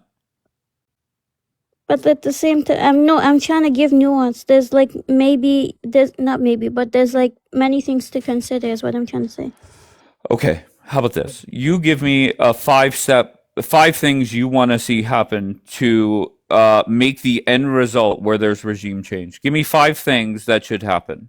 Okay. And at some point along the lines, you're going to contradict yourself. But go ahead. How do we get from right now, sitting here, no bombs are flying, no military jets are flying anywhere yet? How do we get from point A to regime change? Go. It's still hard to answer because again tensions are running high. Like I'm sorry. No, it's okay. It's okay. I don't know what to tell you. You know, I have no clue what to tell you. That's fine. Okay, you're very young. You'll be fine. It'll be My age has nothing to do with this, but okay. okay. Good. Maybe a Bianca's sweet approach will help. Go Yeah, ahead. I don't have anything sweet to say right now. I'm under a Oh, lot no. of stress and pressure. And I think that you said you're only 23 years old. Maybe that's the reason. But when you become an adult, you realize that you can't complain if you don't have solutions. And clearly, you're not in reality, my love, the fact that you just said that you don't want the United States to do it, who else is gonna fucking do it, babe? Like literally, the United Do States you is the see what only. they've done around Iran? It doesn't matter. The Why? only people with the force capable enough to do it, if we're living in reality, in the real world, not in La La Land, is that the United States would have to do it. And that's just a fact, whether we like it, whether we don't. I mean, we're not saying here that we're proponents of it, that we want this, that we don't want it. We're just telling you, removing emotion, removing what you like or what you dislike, the only people who are capable of creating the open possibility for regime change is the United States. But I'm asking. I know we're talking about right now. I'm trying to put context, right? When what happened to Iraq, Libya, and other countries in the Middle East, and they're still struggling. Okay. It's like yes, but what's going to happen long term But- for the Iranian people? Is my question. But that's exactly what Dave is arguing, and it's not to be insensitive, but it's not America's problem after that, right? The reassurance is But why are coming you in. getting involved in the first The place? reassurance is coming. The reassurance is The coming that reassurance the is Iranian coming? people are going to be able to take this on by themselves, and full confidence is in them. And I'm hoping and praying that they are, because I want nothing more for this to happen. Okay. I would love nothing more for there to be beautiful relations in the Middle East between Iran and Israel, and them no I longer to don't, be a but threat. okay. Okay, well then you're not very bright. So Okay. ultimately, that's what the goal is. Now, that needs to be in the hands of the Iranian people who are going to fight for that. You sitting here and just living in this weird, like pessimistic, like woke reality where, oh, well, I don't want the United States to do it. Babe, who else can? Nobody. But you just Nobody. said like but you don't want to talk about like what happened in New York and the other countries and Not relevant. what Not happens to relevant. Iran after. There's no other option. No, I'm not done. Hold on. What Listen, happens when you become a after grown up, long term doesn't like what? It's not America's responsibility, but you're getting involved. I don't know what you're saying. Listen, when you Yeah, become 'cause a you keep grown up, interrupting me.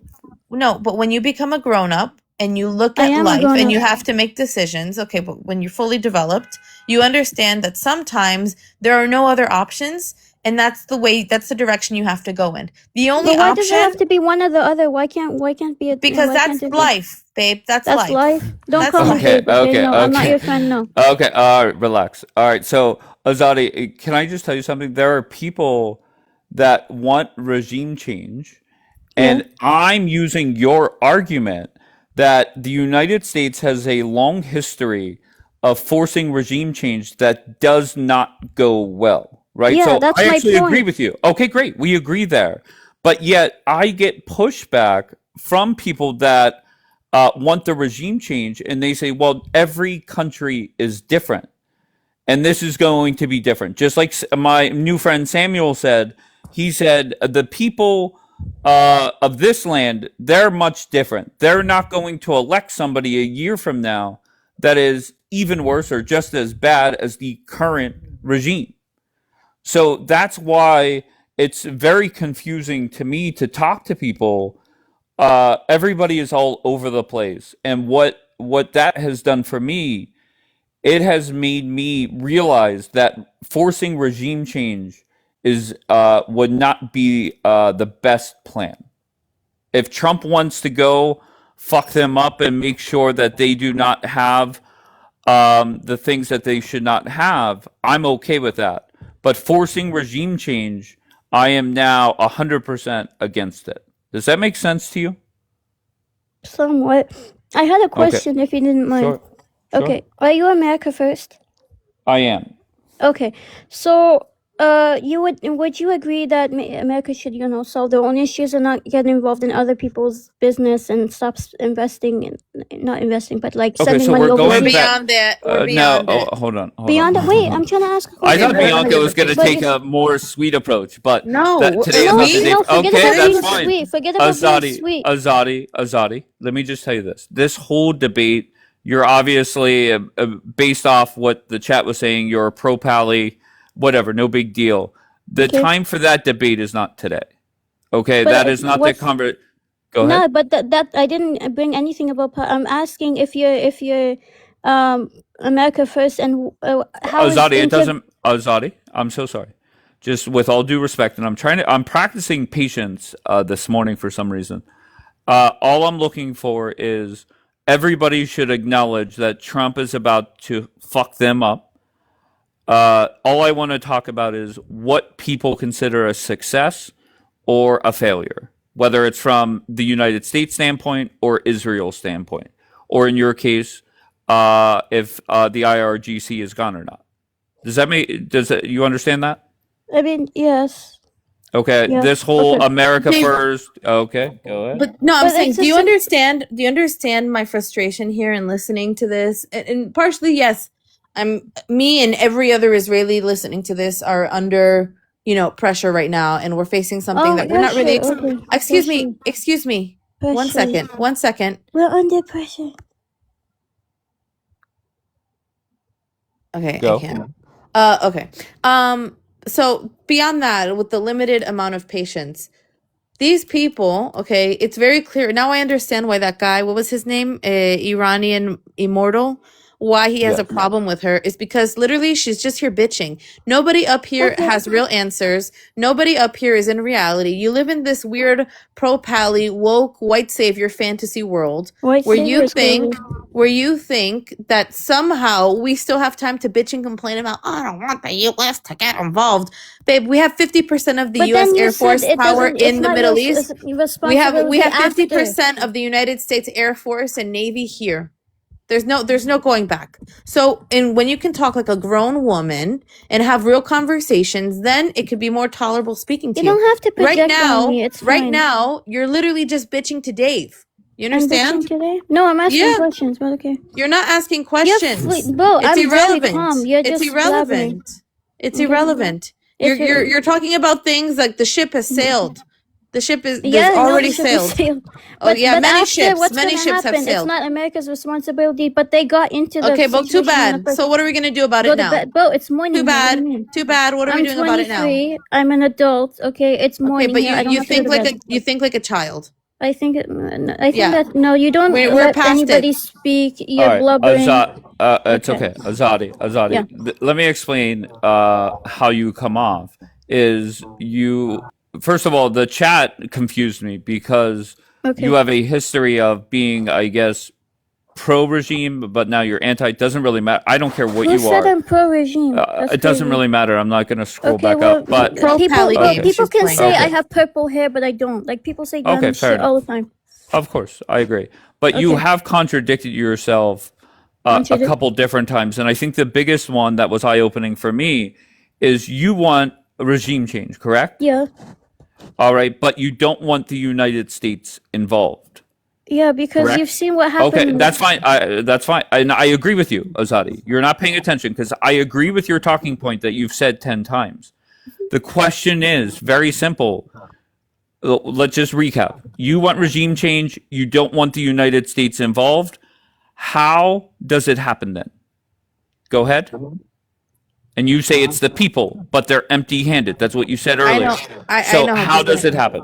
She's gonna Go put ahead. it on her wish list for Santa. Okay, and December 23rd, she's gonna have it ready and put some cookies and milk out, and that's how it's supposed to happen. Because apparently, the U.S. doesn't need to get involved in foreign conflicts, right? Azadi, is that what we're gonna do? We're gonna ask Santa for Christmas to do it. I don't even believe in Santa, bro. Yeah. Okay. All right, Iranian, you're back up. Can you stop spamming the chat? I understand you're passionate, and I didn't mute you, but don't spam the chat. But Iranian, and put your if you have beef with this chick, just let it go. Just have the conversation that I'm trying Bro, to have. no, Iranians like him are crazy. Like saying to G It's side, funny. really. I go to the panel No, when you and they say to cut allow me off to have a people's tongue conversation. because they speak They Arabic, have that's friends crazy. there. How is that They helping have us? pro-Palestine friends.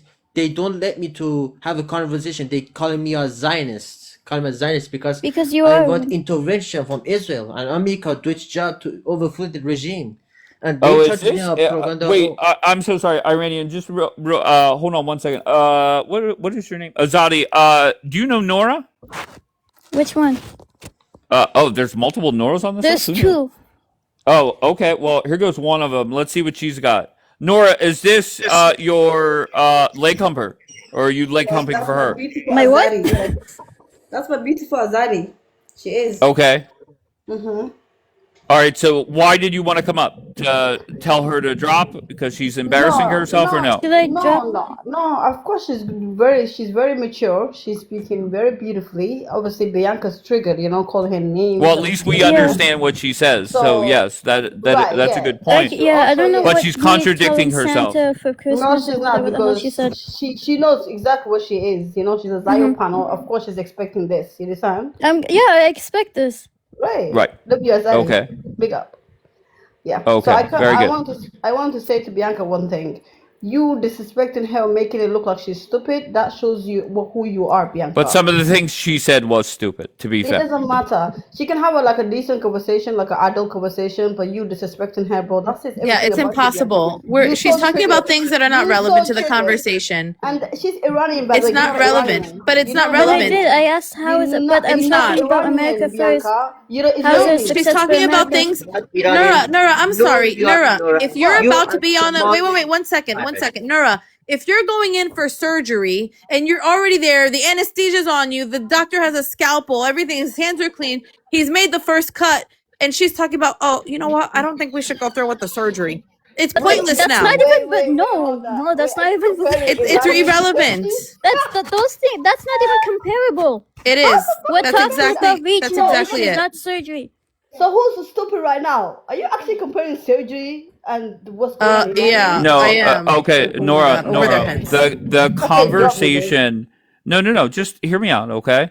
The conversation about should the United States intervene, should Trump do anything?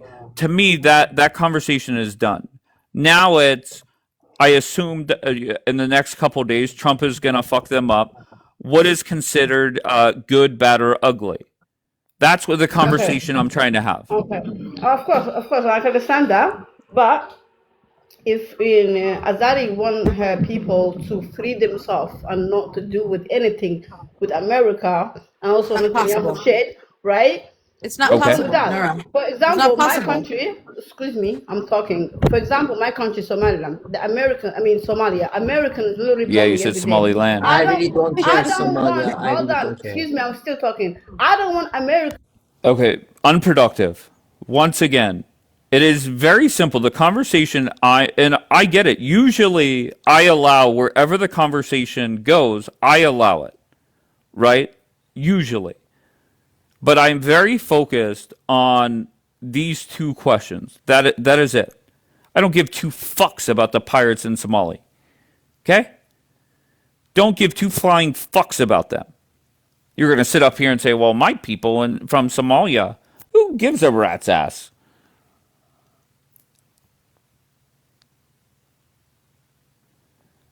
This is why you can't debate pro-pallies.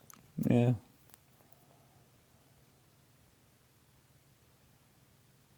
Okay. I'm going to give you. What else do you want to say, sir? Thank you for allowing me up. Okay. I joined the Imperial Army. The Pahlavis recruit. I'm part of it. So once, let's say the revolution, I will join the recruits. Second of all, the entire friends of the Azadi are pro-police, Somalians, the Iraqis. He doesn't have the Iranian friends. All his friends are pro-police. And Yeah, they but try to... Go on. did you just hear? I want to focus on my two questions. That is it. And you're letting your personal beef. I just don't get it. I don't have beef with him, but I'm not going to allow him to provoke his pro-IGC, pro-Palestinian propaganda. Okay. Fair enough. All right. So, do you have anything else you want to say? Yeah, I have something to say. You're in the comments, your IGCs don't try to act like, oh, we're against IGC, but we don't want intervention. The Iranian people literally asked for Israel and America interfere. We are fight Iranians with empty-handed, but now this time the Iranians have weapons, they have equipment to challenge the IGCs. And they're challenging with the IRGC militias, the Arab militia from Iraq. It's called the Hashishabi, the Fatimiyun, the Zainabiyun, those Hezbollahs. All of those militias are in Iran. Are we supposed to fight all these proxies in our country, our own? Are we supposed to fight with IGCs, fight with Iraqi militias, with Hezbollahs, with Palestinian H group, of the Fatimun all alone? It's insane. It's insane. All They right. So really don't care about Iran. here's my question. All right, and I just want short answers, please. All There are right. people, including yourself, that tell me that 80, 90, 95% of the people are against the current regime. All right? Yes. Why are you so confident in saying that? What evidence do you have that that is the case? Evidence. Let me show you the evidence, my friend. Wait, I'm sorry. There Say that again. was. So allow me to bring the evidence so you believe it, but that's up to you. The IRGCs are non-Iranians.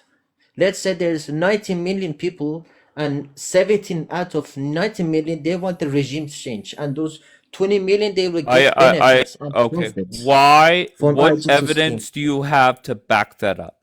Because the most convincing I've heard so far is the videos on Twitter and TikTok of the protest, and that means nothing. Protest. So it's the only word I can say to converse you is that we are not Muslims. We are nothing alike with Arabs, and we're going to do what's necessary and face the consequences to overthrow the regime. Okay, Just very like good. in So World War no, One. okay. Summary: no evidence. So the next question All right. is if 80% of your people are against them, what the fuck are you guys Absolutely. doing? Why haven't you overthrown them? In the past, we didn't have no opposition, no transition of government. The Pahlavi didn't lead the charge. There were other oppositions who tried to overthrow the regime, but they will collaborating with the regime secretly. But this time we are united. We have transition of government, so we can vote in elections. Oh, the Okay, and police! Look then at the comments. I'm so don't pay nervous. attention to the comments. Focus on me, please.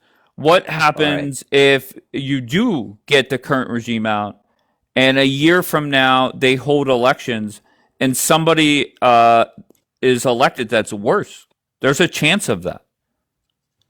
And Absolutely everybody says, not. "Oh no, absolutely not." Of course, everybody says that.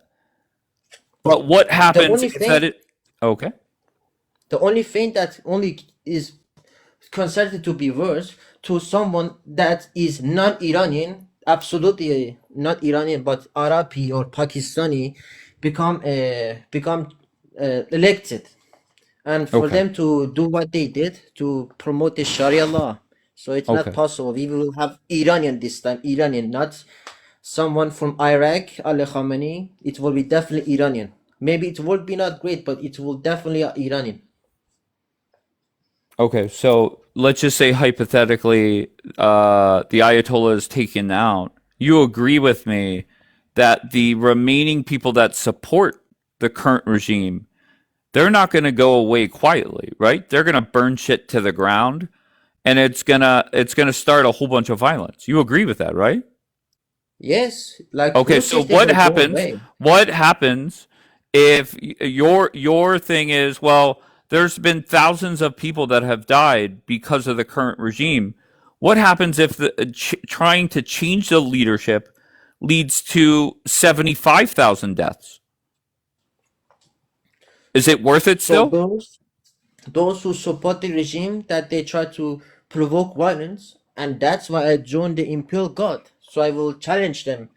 Those loud minorities will be punished if they don't try to obey the law, and they will be punished from the first place for supporting the IGC and having been a This, mercenary they will be punished. Punished how? by the law.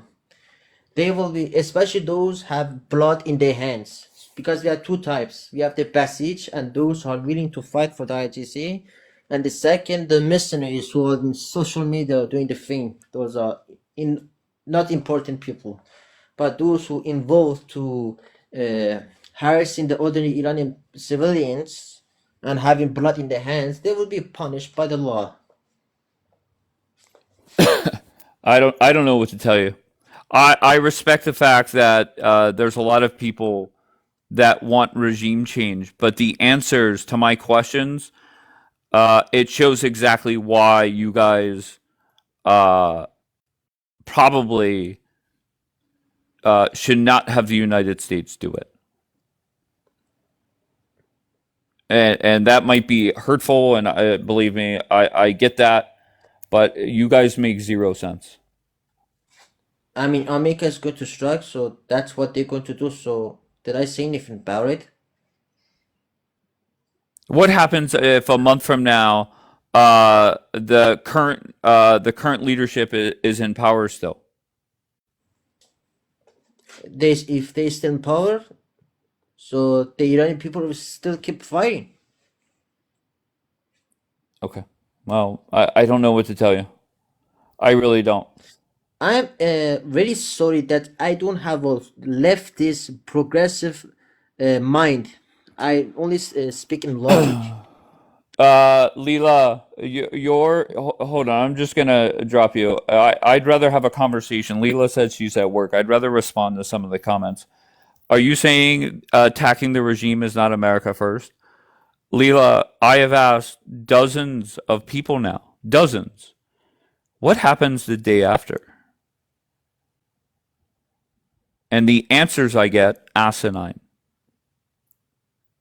All right, so to me, Donald Trump does not want to pull the trigger when it comes to regime change for a few reasons, right? One, we have a long history in this country of it not going well. That's number one. Number two, when you have intelligence officials saying that only 30% of the people there want the Shah back, I don't know, who am I to believe? So just think, you're Donald Trump, you have all these voices, just like on TikTok, and everything is nothing but confusion. That's why I think it's good to have this conversation now, because if you remember back to the summertime,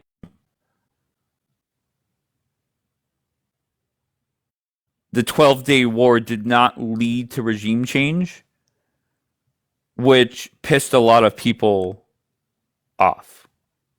I'm not saying you're wrong, but why take the chance? I have put it this way, that Trump, I feel, his mission is to fuck them up so bad that their response is minimal. And if fucking them up leads to a lot of whoever is serving that government gone, then that's fine. So be it. But this isn't going to be like Venezuela, where they just swoop in, fucking take him into custody, and then leave. The timing of it, this is not going to be something where Trump wants to start a 2-year war or even a 2-week war. This will be very similar to, it'd be a 5-year mess. Exactly. This is going to be something where I would bet that it doesn't even last 12 days before Trump says, we're done here.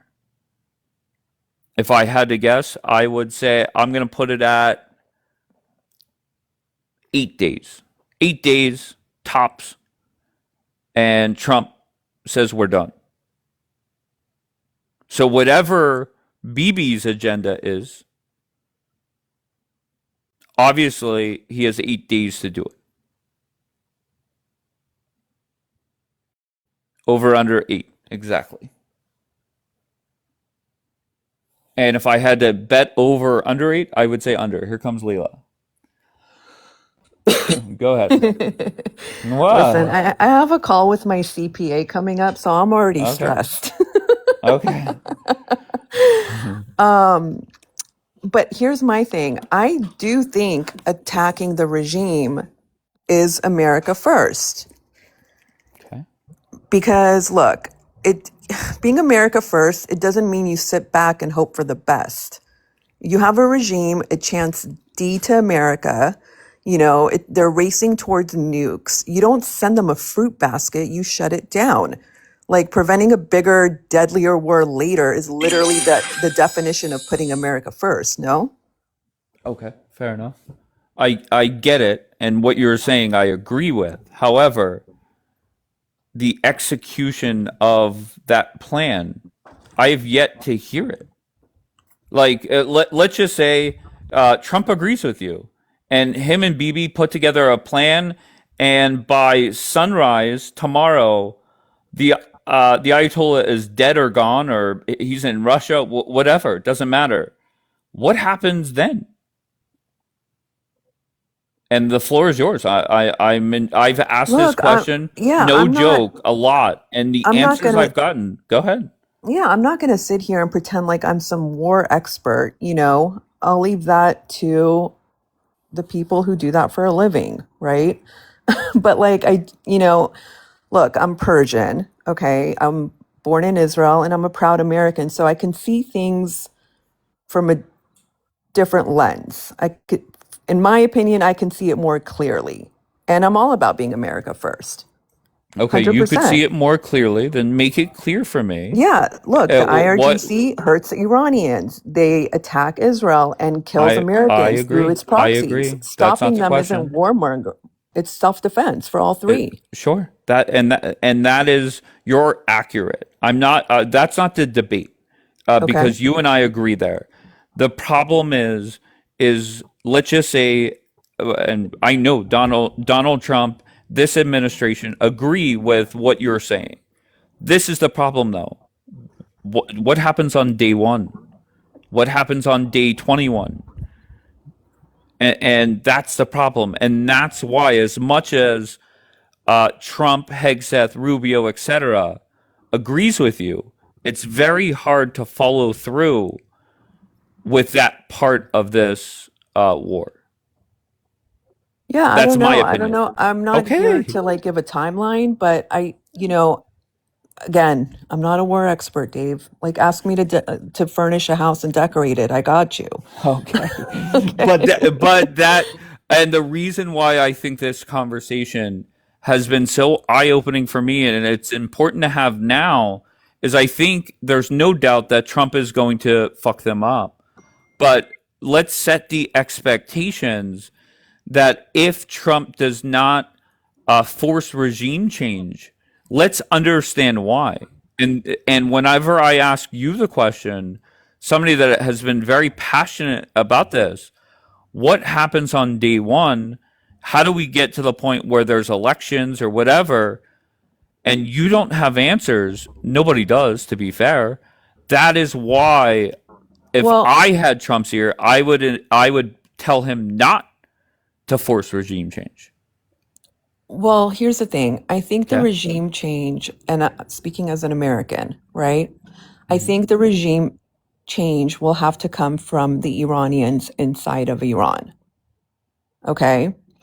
I don't think America's goal should be to force a regime change, which, trust me, no one would want that more than me and millions of other Iranians inside and outside of Iran. Okay?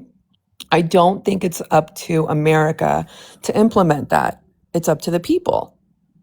I do think it's up to America to prevent them from developing nukes.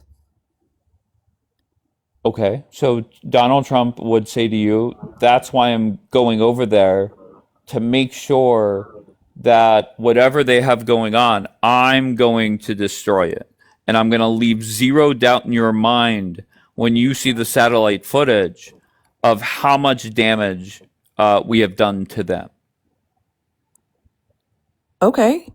Am I supposed Okay. to have a problem with that? No, because this is my prediction, is at some point Trump kicks this war off, okay? Trump and Bibi, they go and do, do whatever they do. Iran will respond, and it'll be a tit for tat, just like during the 12-day war. And then around day 7 or 8, Donald Trump will say, "We're done here." And a lot of people are going to be disappointed, possibly, that the current leadership is in charge there. Right. Okay, and that's why I think it's good to have this conversation now. For sure. Look, I get it. Even during the 12-day war and during all the protests where I think it's 90,000 unalived Iranians. It's super unfortunate. And yeah, and even a part of me was like, wait, like, fuck, like, end this shit, But at the same time, if you're going to be America first, Okay, it's, so we're back I to feel like I'm, now. yeah. We're And back to again, regime change. right. Okay, And that's up and to the Leela, Iranian people. okay, so America first is to allow the people to do regime change or to overthrow the government. Okay, that's great. And then another argument that will be made by the let's get rid of the current regime people will be, well, Donald Trump said he was going to help. And people protest it. And I respect that. But help is on the way means Trump is going to do everything in his power to fuck them up and to hurt them, okay, to hurt their nuke program, to hurt as much as he can. And that should give the green light to your people to do what they need to do. That's my opinion. And the hope is that happens. Yeah, we agree. Okay, good. Because there are people that have come up here across two different platforms and that have said that Trump should be the one that puts boots on the ground to No. go make sure that the Ayatollah never rules another day. No, I don't believe boots on the ground. I'm not for boots on the ground. Okay, so we're pretty much aligned. Yeah, I don't. Okay, but I feel whenever even the pro-Israeli crowd, the last two mornings that I have brought this up, they were offended by what I was saying. Why? By saying no boots on the ground? No, not necessarily that. The question whenever I said if Trump fucks up their nuke program and it guarantees that it's going to be very hard for them to do any damage to anybody for a long time, but there's no regime change. Is that a win for Trump and for Israel and for the United States? They say flat out, no. If there's no regime change done, then it's not a success. So the way I see it, if there's no regime change, it's a short-term W. It's not long-term, right? Because you're still having, the IRGC is still, D to America, D to Israel. So it's a short-term W. Like you're still preventing the nukes, which is great, but I think it's a short-term W, not a long-term. Does that make sense? Yeah, it does. But Okay. so let's just say day 8, Donald Trump says, "We're done here. It's over." And and if you remember the last time, it ended very abruptly, right? Everything was Yep. going back and forth. Trump walked out to the White House lawn to go wherever he was going, and that's when he said they both don't know what the fuck they're doing. And then the people that are pro-Israel, they were complaining that we were about to take out the Ayatollah. We have 12 planes on the way, and Trump made us turn them around, and it led to a lot of tension between pro-Trumpers, pro-Israelis, etc. So what happens if the same exact scenario plays out, where Trump wakes up one morning and says we're done? But don't you think taking out the regime is also an economic W for America? Okay, so now, so I'm confused. Are you selling me on America No. taking out It's the a regime? question. It's a question. I'm just The- saying, like, don't you think it's also by making sure they're out, isn't that an economic W for America? okay, so I'm not saying America should make sure the regime is out. I I'm feel that just you're asking the torn. I question. feel that part of I you is am. No, so 100%. okay. So Look, if Donald Trump called you right now and what do said, I want? "Leela, what should I do?" What Okay, is your answer? well, listen, if I was his advisor, I would say, yeah, like, attack the regime, make sure all the nukes are out, give weapons to the people, let them uprise and defend themselves, and make sure the regime is out. I'm not saying boots on the ground, and go from there. Okay, but a big part of why you want Trump's help is, I don't know what the exact numbers are, but let's just say it's 50,000 of your people have been murdered. How is putting a whole bunch of weapons inside that country right now going to help that? Well, they're going to use those weapons against the regime. And you don't think that the regime and the pro-regime people are there? going to? Am I saying no one's going to be unalive? No, of course Okay. there is. Yeah, I'm realistic. I'm not delusional. Okay. And just that, when you're just this part of the conversation is why it's hard for this administration to go through with regime change. And you could say, oh wow, think of the oil, think of the economy, think of all the China, benefits. Russia, yeah. Okay, right. Okay, and you're I'm not saying you're wrong there. The problem is the execution. When people say that the Shah is going to fly in from D.C. and act as if everything's going to be, lollipops and fucking gumdrops, that's not reality. Somebody the other day, I don't even know where, if it was here or elsewhere, said, well, we'll have 3,000 military members at the airport. You mean to tell me that the people that are going to be pissed off aren't going to be at the airport ready to burn shit down? Like that would be an ugly scene. Or am I wrong? Sure. No, you're not wrong. Okay. So I respect the fact that you and many other people have been saying for a long time that they need to go, and I get why you say that. I just don't see how. But I'm also saying that as America first, Dave. I'm not saying that as someone who's Persian or Israeli. Okay. You know what I mean? Sure. And I think the what happens if, God forbid, Trump takes out the current regime, takes out its top members, and it leads to a war in your land that lasts for 5 years, and instead of 50,000 people die, 5 million die because it's in. Oh, I don't think it's going to last 5 years at all. Okay. I think it's going to be quick. Okay. I do. Okay. And then we're back to the question, what percentage of the people want regime change? When I hear a national security expert on Fox News saying it's 30% want the Shah back, and then there are people elsewhere. Well, you're not going to get accurate numbers. You're just not. I believe it's the majority from what I've seen with the protests. Stop. I'm not giving you a number. I'm just saying it's the majority. I'm begging you, please don't use that argument, because Leela, think back to No King's protest. All right, for against Trump. If you looked on Twitter that day, it would appear as if 300 million people were against Donald Trump.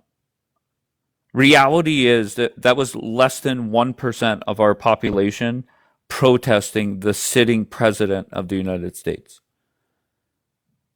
So, and I get it. People say, well, all 31 provinces or whatever it is, that people are uprising and burning this down and burning that down.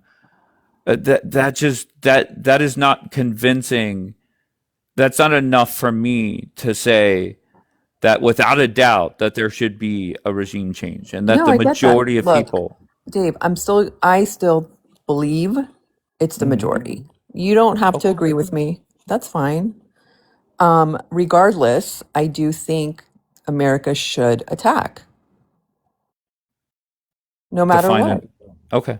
Well, okay. Number one, make sure, make sure they don't have the capabilities with the nukes.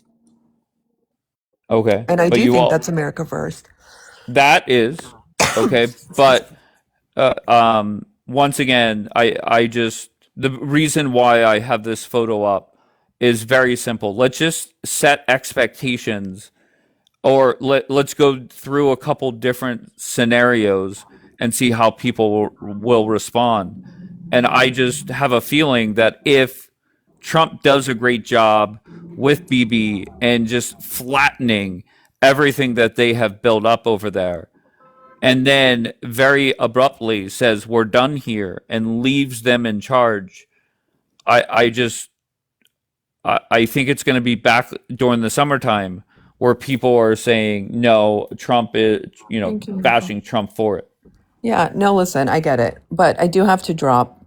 But All before right, I Leela. do, can I just Yeah. say, your prompt, your photo is grammatically incorrect.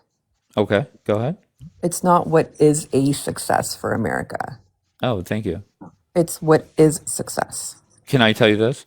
I've Yeah. had this up. This is the first time on TikTok I've had it, but I've had it literally probably for 24 hours, 8 hours, for 3 days. Not one person has pointed that out. So thank you. You're welcome. I used to be All a right. teacher. Okay. There you go, Leela. Bye. Thank you, Leela, for joining. Michael Haas, how are you, sir? Hey, Dave. Thanks for having me up. Your thoughts? I agree with Leela for the most part. I think for some reason she was kind of tiptoeing around some things. Just come out and say it. Look, Iran has been designated the world's largest state sponsor of terror since 1984. The reason why I say anything short of regime change is after this, and they're still going to be the world's largest state sponsor of terror. What was the point? All right, so let's go through what has been going on. I assume at the White House for a while. Just walk me through the day after. The current regime is gone. What is day one? I'll answer that by making also a comparison.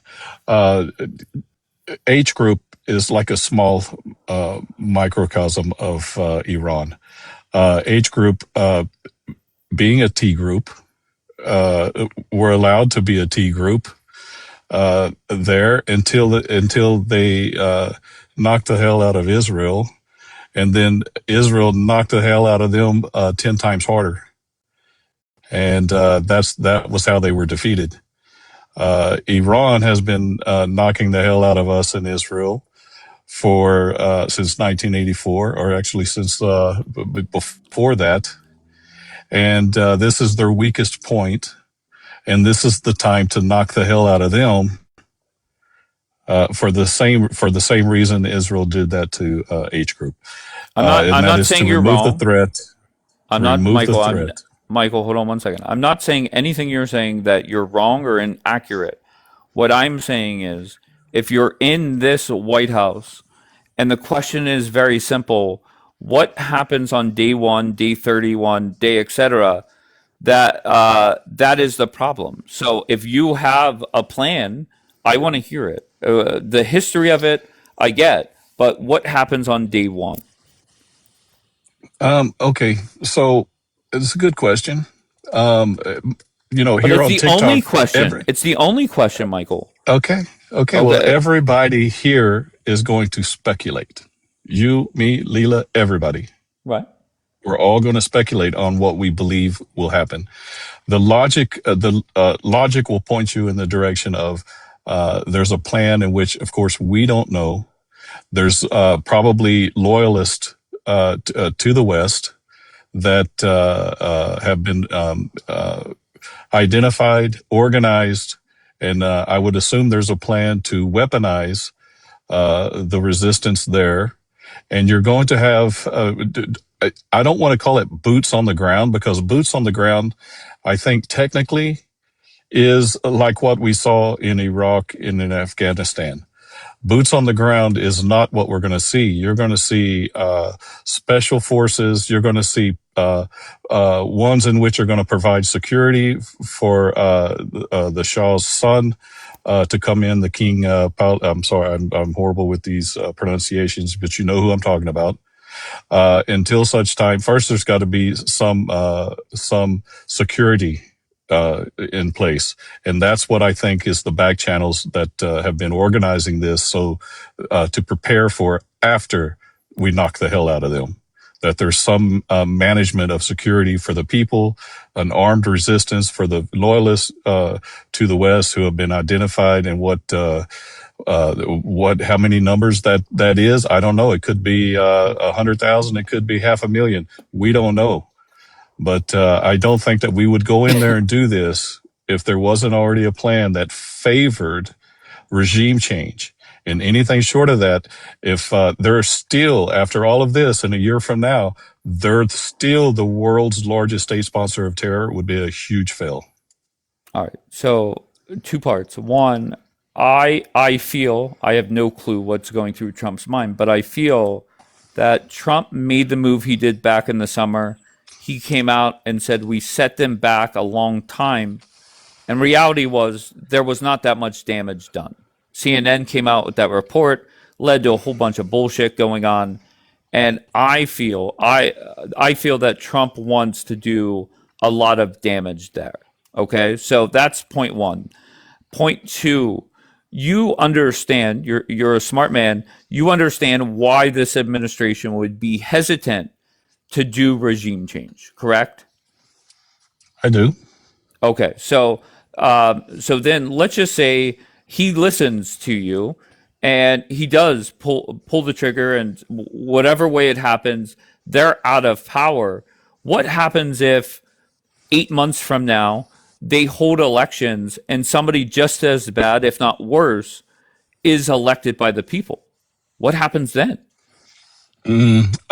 That would be terrible, but I don't think that's what's going to happen. I think that the majority of the people are friendly to the West, U.S. and Israel. I think that they're afraid to speak out. That's why it's very difficult to get accurate polling, as Leela pointed out. I really believe that the heart of Iran and the people of Iran don't want that regime. I believe that. Okay. It's just take. I keep saying this. Just pretend you're Trump. You have no information to back that up.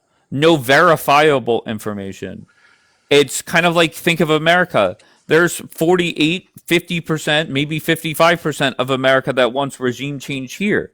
And I get it. It's completely different. Okay. But what you're taking a chance of option 1 is you go through with this and you're taking a chance of opening up a decades long war, or option 2 is you take Trump's short in and out approach, fuck them up as much as possible, and that hopefully clears the way for the people of that land to overthrow the government instead of us being on the hook for it. Yeah, very, very valid points. But the one thing I think, Dave, that you're discounting, I don't think you're taking it as important and as valid as you should be. Maybe you've not been paying that close attention to it. Maybe you have, but let me just say, when these people came out of their home and in the millions risked their lives, how many tens of thousands have been brutally murdered. Look at over the last 4 decades, how many have been murdered just for doing simple things you and I do every day. The growing resentment within Iran for this regime is something you and I probably cannot even grasp. Okay, and when there is a taste of freedom, and the veil is off, and these people have a belief that now they can live their lives freely. And do you think in 8 months after since the late 70s when this started, that they will get a taste of freedom, and then in 8 months say, well, I think we want to go back the other direction? Seriously, I don't think so. Okay. What you're saying makes sense, but it's not. You admit there's at least a small chance that some way, somehow, somebody just as bad, if not worse, ends up winning that election, right? It could, but I don't think so. Go ahead. Okay, so here's a scenario. Trump goes through. He does what people want him to do. Regime change. It leads to, I don't know, 3 or 4 months of war where 500,000 people die. They finally get it calmed down. They hold elections, and somebody just as bad, if not worse, wins. That is exactly what Trump has been against: regime change for decades now. Yeah, but this is not like Afghanistan and the Taliban.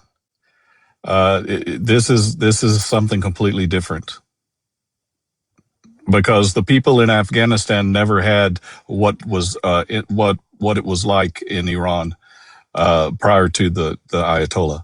The mentality is different. I think a lot of things have been forced on them.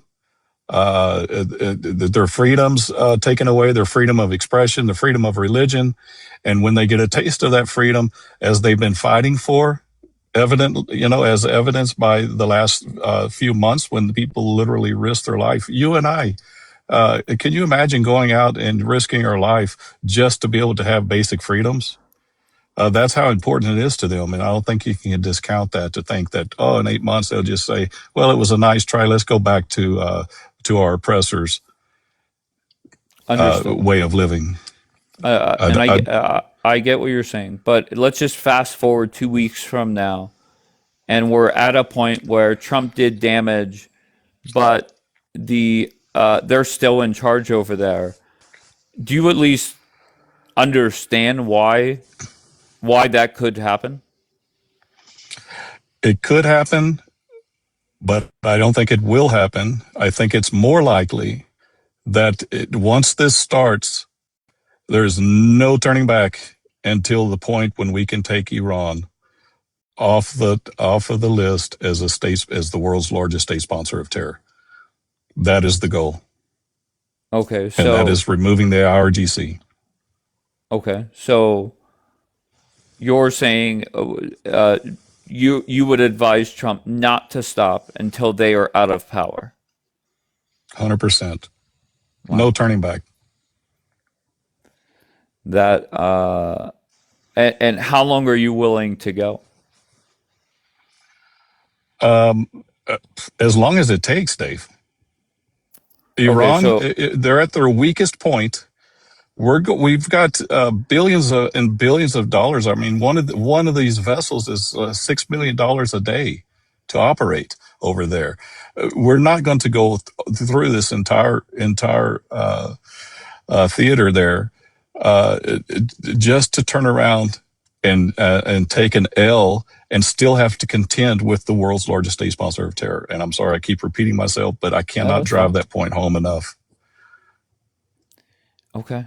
And the reason why I have been talking about this is I think people could be getting their hopes up, thinking that Trump is going to force certain things, and reality is I believe he just wants to go over there and fuck up their nuke program, and fuck it up like you couldn't even imagine. If you look at a map of everything that's there, we could have done it with 1/10 of what's there, if that was the only goal. All right. So are you believing? Do you believe that sitting here today, before anything kicks off, that Trump is on a mission to take the Ayatollah out? 100%. You look at what was in Newsweek. You look at what was in The Hill. You listen to Thune. What was in Newsweek? About regime change. Same with The Hill. And look at Tom Thune's comments, Ted Cruz comments, and others. Why would these top level people be mentioning regime change if it wasn't the goal? Do you think Trump would have these people out there saying regime change if that wasn't being discussed? Well, to be fair, there's also people from this administration leaking and talking about getting a deal done, like I think and that's not doing just anything. teasers. I think it's just people Okay. to. That's my opinion. I don't think. All right. So right in between both would be Trump fucks them up, but not regime change. Look, there's tons of things people can speculate about, but from the way I see it, who's been watching this for a very long time, I believe anything short of that is a failure. I want to wake up before the midterms and see a semblance of peace and freedom over there. I want to see celebrations in the streets like we've never seen before. And I think this will be a big victory for the world, for Israel and the United States, and for the people of Iran who've been oppressed and literally brutally murdered. How many was it? 30,000 hung from this bridge by this maniac, and the amount of executions just for singing and not dressing properly. This is not for a country that size and that powerful to behave like that and to attack us, to train H group, to do what they did, to attack our bases. And then we do this and they've never taken off the list as the world's largest state sponsor of terror. I'm sorry. Reality Anything is, short of that, I will be sorely disappointed. Go ahead. But you sit there and you say, well, I want to see people dance in the streets. You do realize that if they're taking out, more people will die, unfortunately. That is reality. Very sad. That is a very. It's not going to be 90 Okay, but it's not going to be 90 people dancing in the streets. There's going to be a lot of death. So my question is how many is worth it versus not worth it, right? How many? Go ahead. That's not a question for you or I. That's a question for the people in Iran who are willing to die already for their freedom. Wow. And the crazy part is, just think about what we're saying. We're telling you're saying what you believe should happen with no clue, and nobody has the numbers, to be fair. We don't know what percentage of people on the other side would flip the fuck out and start killing people on the other side. You talking about the resistance towards the IRGC? The pro IRGC people that, let's just say, Ayatollah gone, no problem. What percentage of people are going to come out and start lighting shit on fire and killing opposition and shit like that? I thought about that too, Dave. I did. I thought about that too. How do they contend with that? I don't know, but I'm sure that there will be some resistance towards these. What do you call them then? Homegrown T attacks from within. I'm sure that's going to happen. You'd be a fool to deny that. But I don't think that's enough to stop this movement. The threat of that, I don't think, is enough to stop this movement. Again, we're both Americans sitting in the comfort of our own homes saying these things. It's the people in Iran that are living it, and as seen in the last 3 months, I think they're willing to go to the whatever extreme it takes to take back their country and take back their freedom.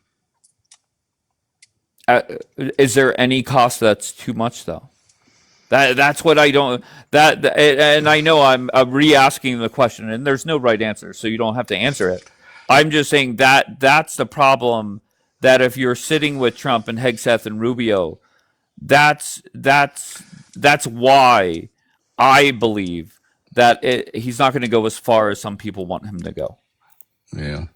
The answer to your question is what is too far, or what are they willing? How far are they willing, and what is too much? The answer, I think, is as Leela pointed out, closer to 100,000 have been murdered for fighting back and resisting and protesting. If you're willing to die for something, I think that answers your question of how far they're willing to go. Because obviously they were willing to die for it. That's how far they will go. Okay, so I don't. I will say this. I'm grateful that the people that are making these decisions are Trump, Rubio, Hegseth, etc. And you might, you don't disagree with Trump often, but this time you might disagree with him. I don't know. Maybe I disagree with him at the end. But I think this conversation is the most important conversation right now. It's not if Trump's going to do anything. That's done and over with. Trump has made the decision, I believe. The conversation should be is what is successful for USA, what is successful for Israel, and maybe set some expectations. But you have given your answer point blank. Yeah. Dave, I appreciate you, man. I'll let you bring up another guest. Thanks for letting All me right, come up and Michael. speak. Much love, brother. I appreciate you. Same here, man. Appreciate you. Bye. Thank you. Here comes Miss Blonde. Hi, Miss Blonde. Hey Dave, what's going on? Not much. How are you? I'm doing good. Good. We're all waiting, sitting and waiting here for the attack, probably tonight or tomorrow, as it looks, as it seems. They say Trump is going to hold a meeting this afternoon and give the final directions. So, Well, as I said, we're waiting. We're waiting for answers. Gerald Ford is supposed to come to Haifa Shores at around 4 o'clock in the morning. We have the, what was it, F-22s over at our base in Uvda, 11 of them. And we'll wait and see. But actually, there's something that I wanted to point out regarding the lives that you've been holding in the past couple of days about Iran. I think that Americans, especially such as yourself, who support Trump, you don't have to support everything that he does. you muted, Miss Blonde. I don't know if you got a phone. Sorry. I definitely did Yeah, mute I you. had a phone call.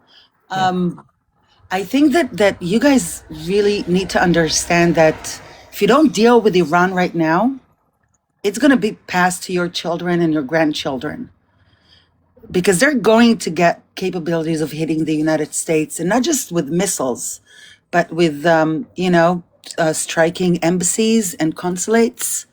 This is what we've been dealing with. And I said it on many panels, when they're shouting death to America, you need to believe them. And even if you don't think that America should strike Iran, or some Americans think that it's because of Israel, which is completely bullshit, you should really rethink that, because you want to eliminate that threat right now before it goes to the next generation, and it's going to be a lot worse. You muted again.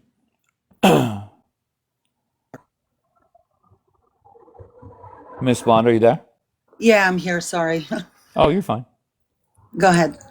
I understand what you're saying, and I get it, but do you understand why Trump, Rubio, etc., could be hesitant to force regime change?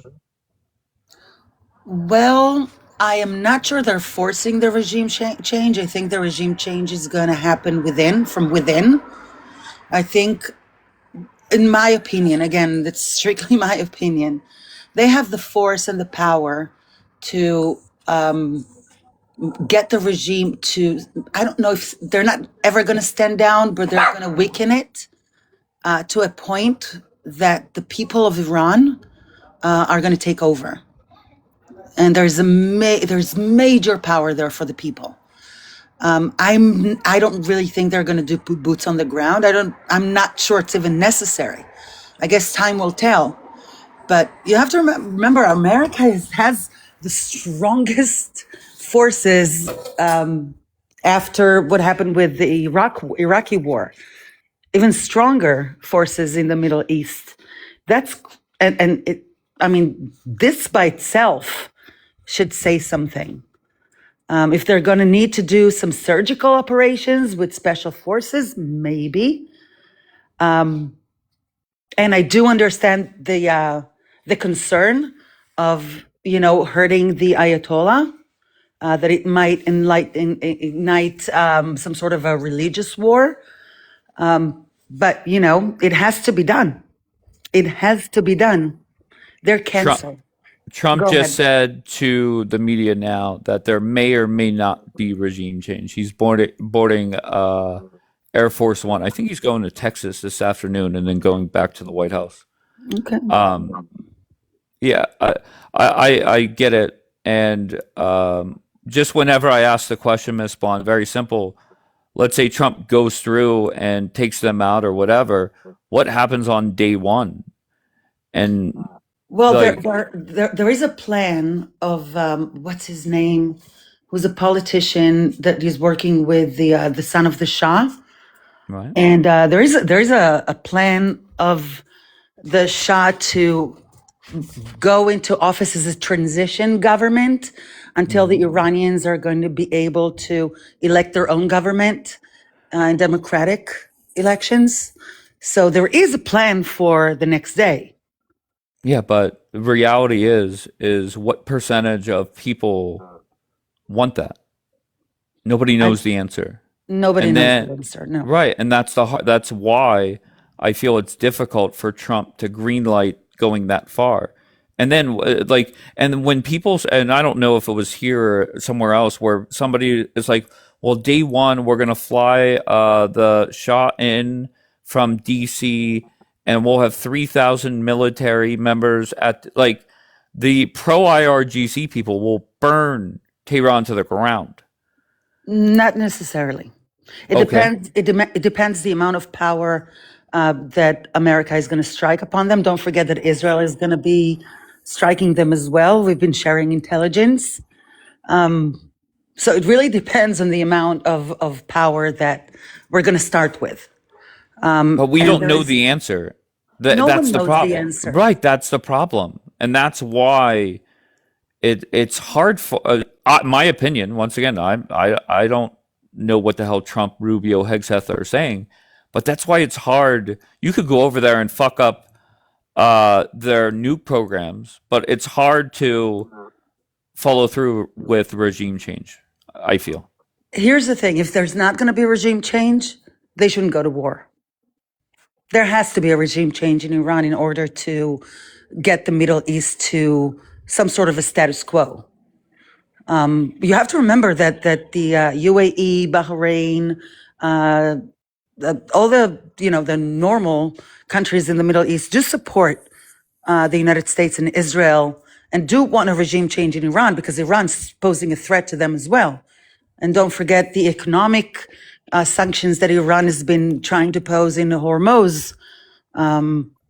There's so many aspects here, but if there is going to be a strike and there is going to be a war, it has to end with regime change, and it's not going to do anything unless there is a regime change.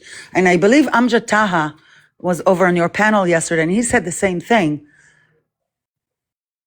There has to be that, and the people of Iran But need to be free. I mean, they've been under this horrible, horrible regime. But what about if Trump says Trump says this to Bibi or the state of Israel is go look at the satellite images. I completely destroyed anything that they have started or were making progress on. I did a lot of damage. You are safe for the remaining 3 years of me being president. Is that not a good thing for the state of Israel? Do you believe that? There's so many evidence that they still have enriched uranium over in Isfahan, 60% enriched uranium. What are you talking about, Dave? Okay, It's so it's it's common not knowledge. okay, so you're saying flat out that if Trump goes over there, fucks them up, and there's verifiable evidence that a lot of damage was done, and that hurts the current regime, And Trump on day 4, day 5 of the war abruptly says we're done here. Are you saying Trump should not do it at all then? I believe that Israel should take over. Okay. That's what I believe. Maybe Trump will strike start with the first strike, and then if Trump wants to back out, and then Israel needs to finish the job. You have to remember, this is not like Japan. It's not what happened in Hiroshima and Nagasaki, where, you drop 2 atomic bombs and, Japan folded and surrendered.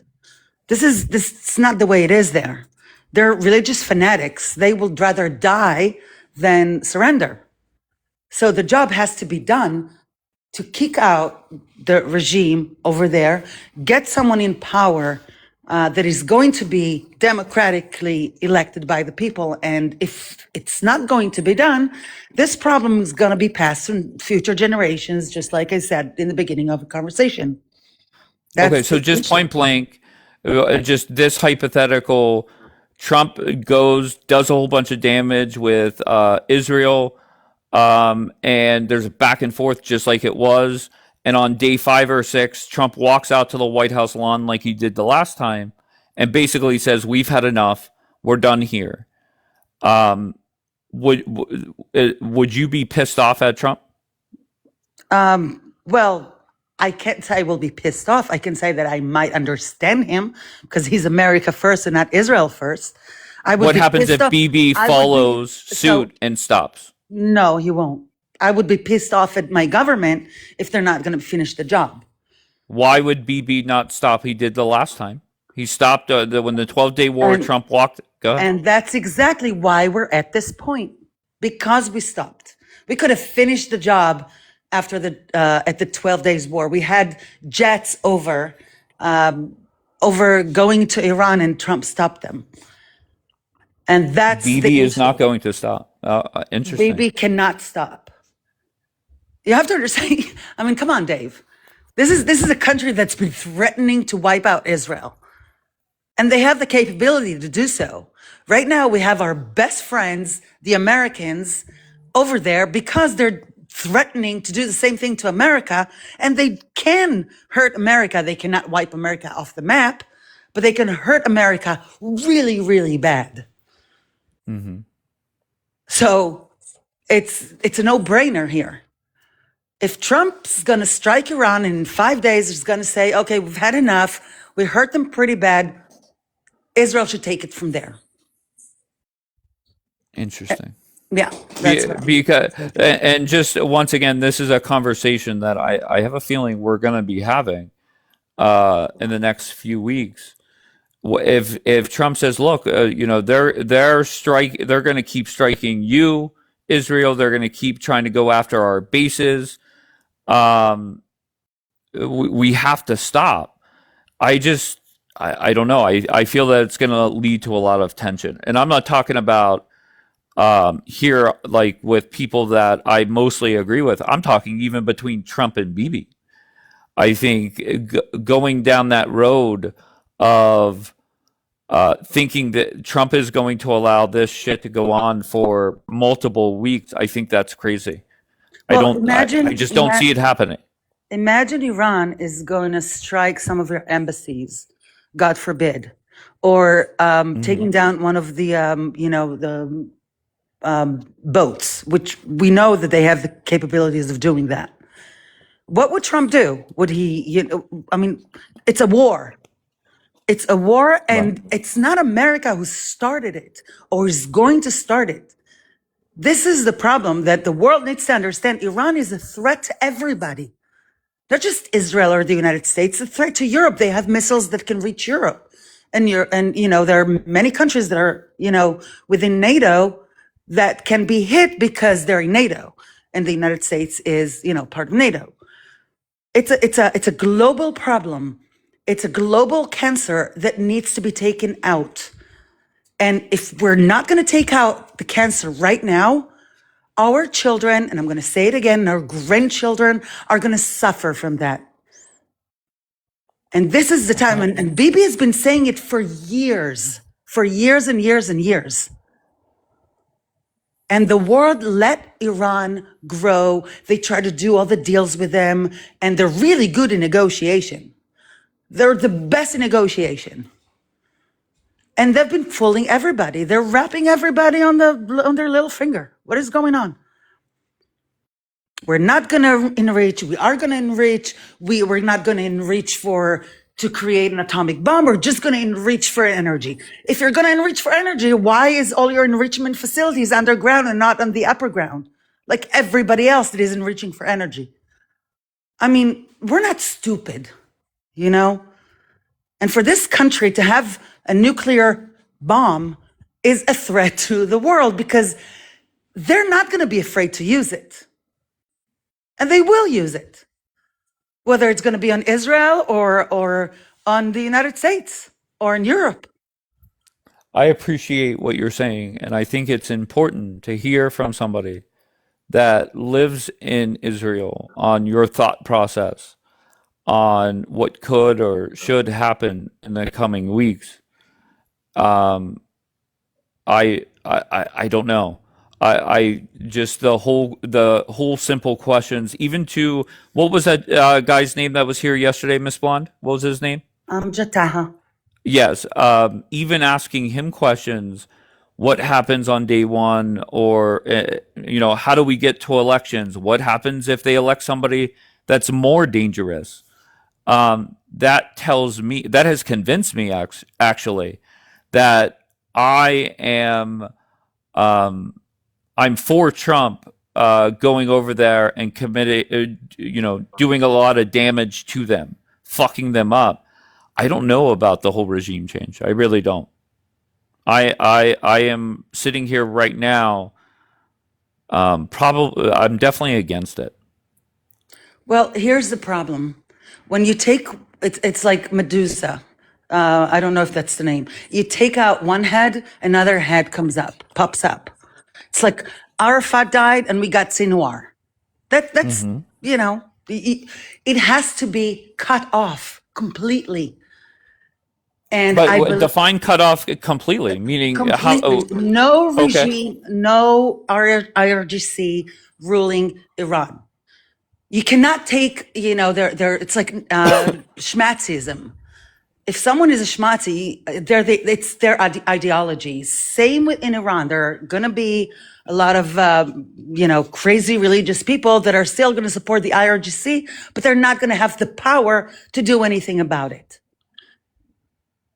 So But to me, the way that I take that is, let's say 80% of people are anti-regime, 20%, 90. So you want to take out that many people? no, that's not what I said. Oh, okay. No, go ahead. Then clarify. Again, just like when Germany lost the war, there were still Nazis alive. You can't take out idealism. I got you. You're not taking out the 20% that is pro IRGC, but where does You take down their power. They're not going to be able to do anything.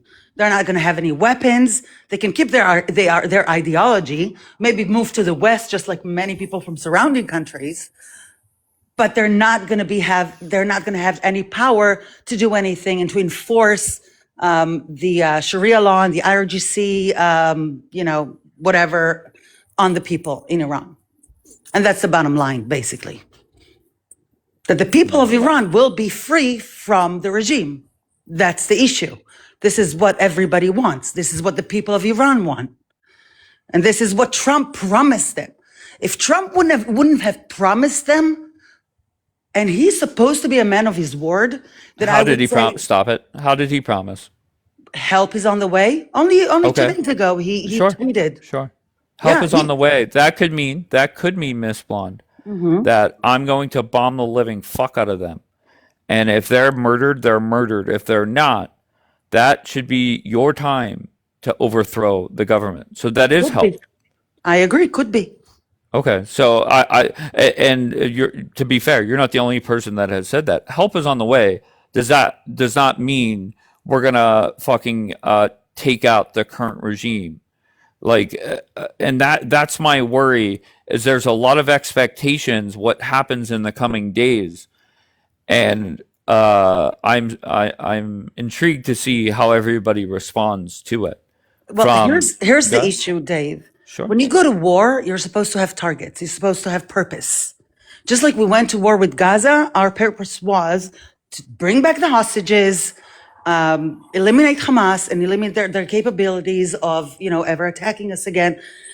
I didn't see any targets or purpose that Trump has said regarding Iran. He never said, we're going to attack Iran to take down the regime, or we're going to attack Iran so they don't have nuclear weapons. There is no What are you talking about? It's all about the nuclear weapons. That's what well, Witkoff and Kushner were saying. but again, that's not the only reason they want to attack Iran.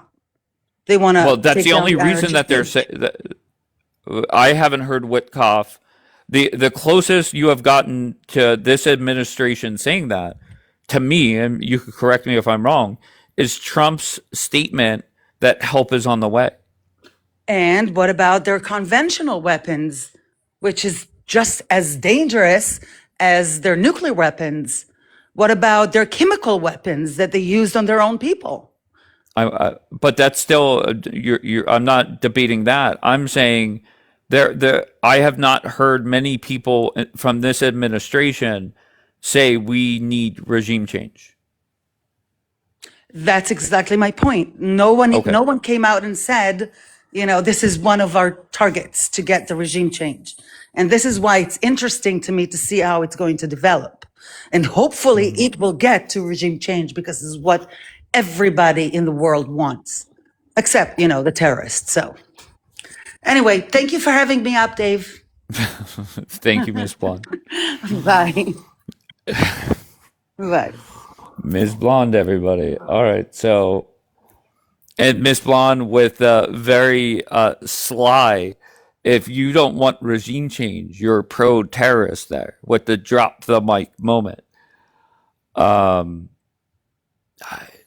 This obviously how this plays out over there is going to be interesting, but just here on TikTok, it will be interesting. And comments like that, I mean, come on, what are we doing? You could be, nobody is sitting here defending, at least I'm not. I'm not defending what is going on over there. All I'm saying, point blank, is maybe let's just prepare for different scenarios. And to me, my prediction is very simple. Trump starts fucking them up over the next 48 to 72 hours. Back and forth, back and forth. And then Trump walks out to the White House lawn on day 4 or 5 and says, we're done here. And there's going to be a lot of people stunned that Trump did not get the regime change that they want. And when people say, well, everybody wants it, really? What's the percentage of people in that country? Nobody even knows that number. And just think about it. If really 90% of the people were against the current regime, why the fuck are they still even there?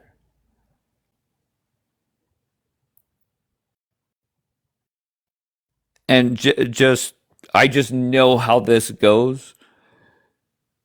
The people that disagree with me will start with well, you're a terrorist or you support the Ayatollah. No, not at all. Just like whenever I said, when Trump gets in office, at some point, Hamas is going to demand prisoners from Israel. And I will never forget the first night I brought that up. I had multiple people up here that I have a lot of respect for. I had multiple people up here flipping out on me because I said that. Then I end my live. Multiple people went and started a live talking shit on me. And what happened? They ended up having to give a whole bunch of people in jail back. It's that simple. Okay, unfortunate, but that was reality.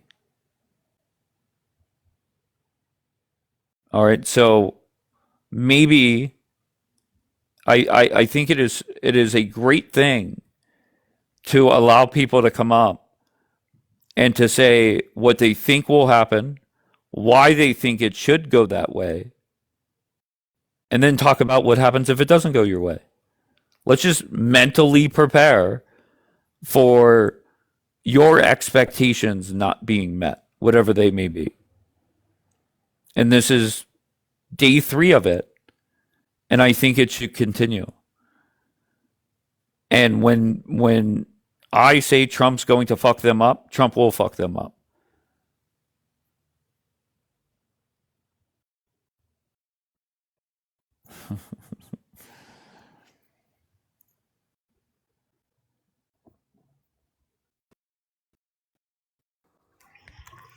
Oh, Yeah. hello? Oh, sorry.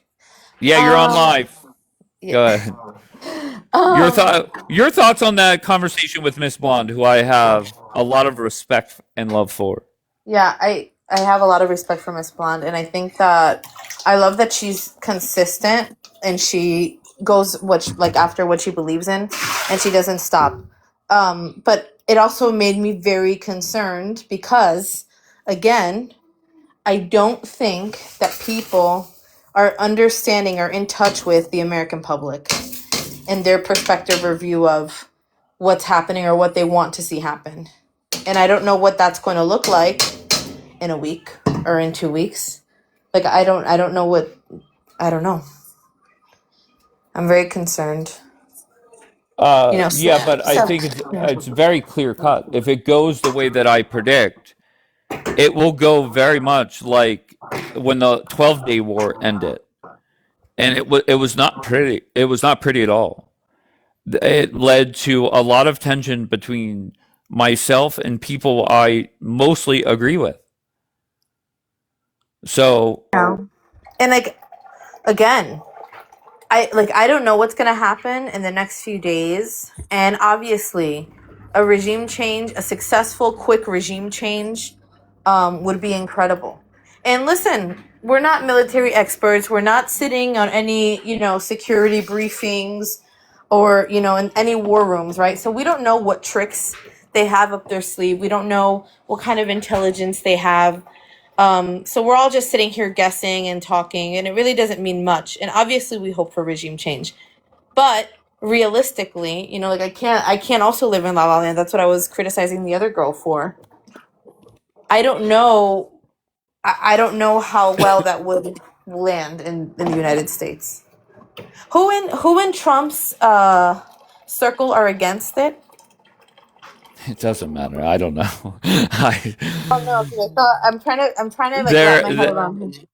well, there are people. There are people that are against Trump even doing a strike, including Kushner and Witkoff, apparently. But Yeah. the good thing is Rubio, Vance, Hegseth, and Trump, from what I understand, they're pretty much aligned. But Trump is going to do this come hell or high water because he doesn't leave things unfinished. And he's certainly not when his name is on the line. That's for sure. Whether anybody liked it or not, he was going to come back and he was going to finish what he started or what he planned on doing in June. All right. I'm going to respond to Trumpavelli. Trumpavelli, for somebody that has been coming to this broadcast for a very long time, I'm very disappointed in your comment that if Trump does it, he loses the midterms. The midterms are done. Okay? Democrats are taking the House. They are going to impeach Trump, I don't know, 87 times over the next couple years. And the Republicans barely hold on to the Senate. The midterms have no impact on this. I don't know why you're saying that, but go ahead, explain.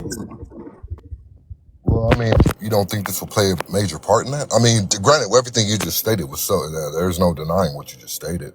Okay, so So why even would he if, make his decision based off something that is already decided? I mean, do we really know for certain? Yeah, We do know yeah. for certain he's going to lose midterms. Okay, I hope I'm wrong, of course. But I don't know what to tell you. All History I know says is, he's going to get smoked in the when it comes to the House races. History says his approval rating equals losing the House. Go ahead. regardless if we intervene or not, I mean, that's done with pretty much. Why? Regardless if we intervene or not, that's done with pretty much. Right. So that's why I criticized your comment. Well, Is I it still, I still don't think we should go and get involved in this okay? Do you think because Trump should fuck them up? no, I don't, bro. Uh, but at the same time, what I will say, right? Same thing that happened with Venezuela. He's given them 12 to 15 days to come up with a nuclear deal. Iran obviously stated, right? They said, fuck him, fuck America, and fuck Israel. We're not doing no deals. And that could be, that can be bad, bro. I just feel that by us getting involved in this, bro, right? Now I'm going to expect sleeper cells to be on high alert. So now if we start having T attacks in our country because of what he did, bro, that's what I don't fuck with, bro. That's what I'm How not many with. sleeper? Wait, stop. How many sleeper cells were activated during the 12-day war? None was activated during the 12-day war. Okay, But I so mean, I think it's different to destroy a nuclear site rather than us what did sitting Sleeper Trump here. cells are say? unrelated. The sleeper cells are a different branch of Islam completely. They're not related to Iran. Man, Al Qaeda Iran, is different. I'm not going to argue about that. I believe they're all in the same pieces together. They're all together. I'm just saying, No. bro, if Trump does this, brother, expect for us to get hit with a T attack multiple times, bro. And that's what I'm concerned about. If he, That's just flat out fear mongering. that's not fear mongering. These are facts, bro. How is Okay, that fear mongering? Trump went and fucked them up last summer. What came from that? Again, Trump destroyed a nuclear site. Okay. That's different than what's taking place right now, man. Okay. So That's what totally happens? different. What happens if he just sticks to that? No regime change. He just fucks up their nuke sites and maybe eliminates some of their top guys. Again, we got to be prepared for the consequences. Like you said, we already have two people who are completely against it. Have they stated why they're against this? Like, there's going to be there's a cost to every effect. Everything something is going to happen from this, and it's not going to be good for America. Now we're really going to get involved, right? And then we have to deal with the allies of Iran. They're not going to just sit back, right? I'm already sure Russia's planning something. They're meeting with China. Like, they're going to get their get back. But The matter Russia of and China did nothing during the 12-day Right, war. but again, that was number one. Who's to say, let them take care of this right now, right? Let them do what they do. We'll give them a pass. But if they do anything else, then we'll get involved. Who's to say they didn't have a meeting like that, right? We don't know. Okay. We don't, So we just don't know. okay. So let's just Russia. They can barely handle your boy Zelensky. They're calling Little Rocket Man for help. So you think if I'm China, I 100% sit this out, and the worry should be that the U.S. goes and wastes a whole bunch of their military stuff, and that opens the doors for Taiwan for China.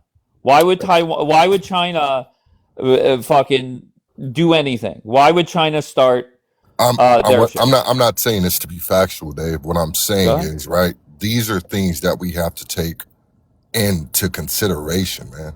I'm not saying these are for sure, but again, we have to take these type of things into consideration. And I'm sure in a war room, these are the things that they're discussing. If we get involved with this, we have to be prepared for A, B, and C. Like bro, this is serious, bro. This isn't just a sleepover. This is definitely serious. Somebody just posted on Facebook today, out there in Tel Aviv, that at their airport, we already have I believe it was 13 or 14 jets out there. I mean, it's serious 13. business. It was about 13 or 14 jets parked in Tel Aviv airport. You know, so I mean, it's on top of our naval ships Oh, going I out thought there. you meant no. I'm sorry. I took it as that's all that's over there. No, I No, got hell no, you. that's no, absolutely not. That's not all that's over there. But it's, I don't know, man. I think it's pretty serious, bro. And I just don't think we should be Just so getting you know, involved. if you have any friends that were flying Istanbul to Tehran, all flights are canceled for the rest, starting later on today. So That's wild, bro. Oh, wait, there's already that's what I was going to ask about. Has anybody heard of clearing of airspace? the first one, Istanbul Airport announces cancellations of flights to Tehran this evening. So that's all I've seen. Somebody said that one of the government assistants told people to leave Israel as well, to told government to leave. Yes. Yeah, that was government 8 hours ago. Huckabee told Huckabee, that's right. American embassy employees, if you're gonna leave right now. You see what Get I'm on the plane saying? right now. That's not. You see what I'm Well, saying, no, bro? that's normal because last I time don't. It's they not didn't know they normal. needed to leave. It's not normal. It's What not do you mean? normal. Wait. I was reading a message. What happened? What are you saying? That Sarah Huckabee told the people that are fearing at the Israel embassy to Not leave Sarah right now. Huckabee. Not Sarah. Sarah Huckabee is the governor of Arkansas. Well, Mike who did you Huckabee. say? But go Who ahead. was it? Mike Huckabee, the Mike Huckabee, ambassador I'm to sorry. Israel. So what? Right. Wait, what's wrong with him telling people to get the fuck out? War's about to break Well, out. why? How is that not sounding wild to you? What I'm saying is there's normal instructions that go out from embassies when things are about to happen, and that's one of them. That's the point of the conversation. And those that did not see, Trump boarded Air Force One and he talked to the media on the White House lawn. And just two quotes from him: "I'm not happy with the way they are going," meaning the talks. And Trump said, "Iran cannot have nuclear weapons. We're not thrilled with the way they're negotiating." And again, Iran has already Wait, said. hold on. I just want to give you one other quote. Trump said, "We could very well end up having a quote unquote friendly takeover of Cuba." That's more likely than a regime change, I think. Hashtag friendly takeover. Go ahead. Do you think this is a good idea, Dave? Yes, I'm okay with it. And can I tell you something? I'm okay either way. If Trump goes over there, and keep in mind, I've been telling that little bitch Julian that the Ayatollah is already dead. But let's just say he goes over there and just flattens everything, and the Ayatollah is taking out. That is a good thing in the long term for everybody, right? He is a danger. But whenever we talk about the consequences or the cons of it, that could lead to somebody more dangerous in power. That could lead to, instead of 50,000 people dying, could lead to 5 million dying. So I am grateful. I keep saying it. I am grateful that Trump, Rubio, Hegseth, Huckabee, all these people are in charge right now, and not that cackling whore, Carmela Harris. So I'm happy about that. With Israel fighting their own war. Okay, so go Bianca. Anyways, I wanted to touch on something when you were talking. Wait, to you Miss don't want to Rose. respond to him? Oh my god, that's like the other girl. It's like, what are we talking? It's pointless now. We're already here. Okay, we're 9 centimeters dilated. Okay, the head, you can see it coming out. It's too late now.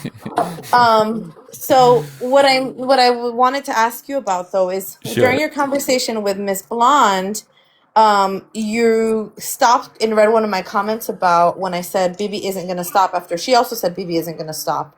And I'm curious why you kind of, I don't know, I noticed a little bit of hesitation, or you were like, yeah, do you really want to expecting that? Okay.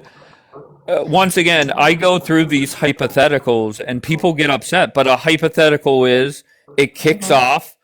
Let's just say, Iran, they're responding, they're connecting on things, whether it's U.S. bases or wherever. And Trump walks out and says, "We're done here." I find it very hard to believe that Bibi would say, "Okay, thanks for your help. I'm going to keep going."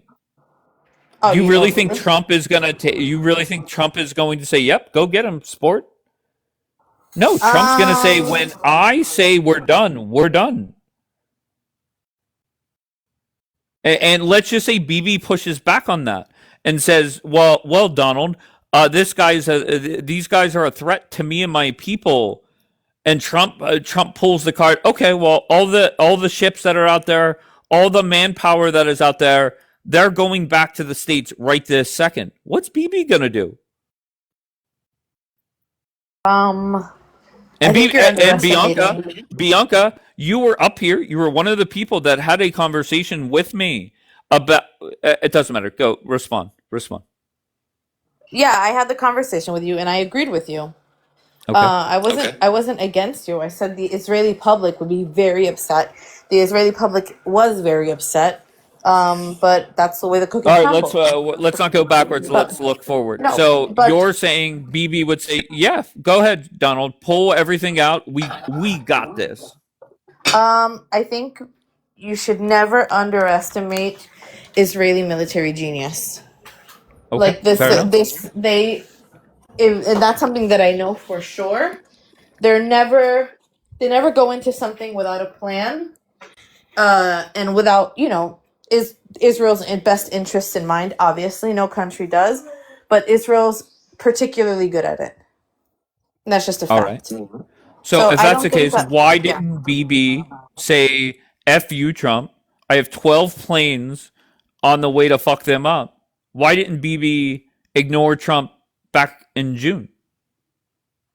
Because maybe this is what BB wanted the whole time. Listen, think about the beeper attack that happened in Lebanon. That was 10 years in the making, and it was completely built on psychological warfare and intelligence. There are military geniuses here, okay? Some of the wars of Israel, they don't even teach at West Point because they're so unrealistically plausible that they'll never happen again. Lightning doesn't strike twice, kind of thing. So I think that's how you need to look at it. Maybe this is what was wanted all along. Okay, yeah, we'll back off. Next time around, they're going to be half of the U.S.'s military air force. Yeah, but that's even. I don't know, Bianca. I'm a big fan of giving different scenarios that could play out, and I find it me personally, I find it very hard to believe that if Trump says we're done here, BB pushing back. But you know what's going on over there more than me. I highly doubt that Israel isn't going to look at this opportunity and not make the most of it. Okay, but the opportunity is here until Trump says we're done. That's the way that I take it. I I I look forward to seeing what happens, of course. But if it does go down that road where it comes down to Trump versus, like, that would be ugly. That would be dumb. Dan, part of the reason why this is such like an angsty situation. Wait, hold on one second. Khorshid, you haven't been paying. Khorshid, welcome back. You haven't been paying attention to the news, maybe. What am I missing, Khorshid? I love allowing just 99% of the comments go, and then I pick one to zero in on. Khorshid, tell me more. What am I missing? Let's assume I'm not watching the news. What am I missing?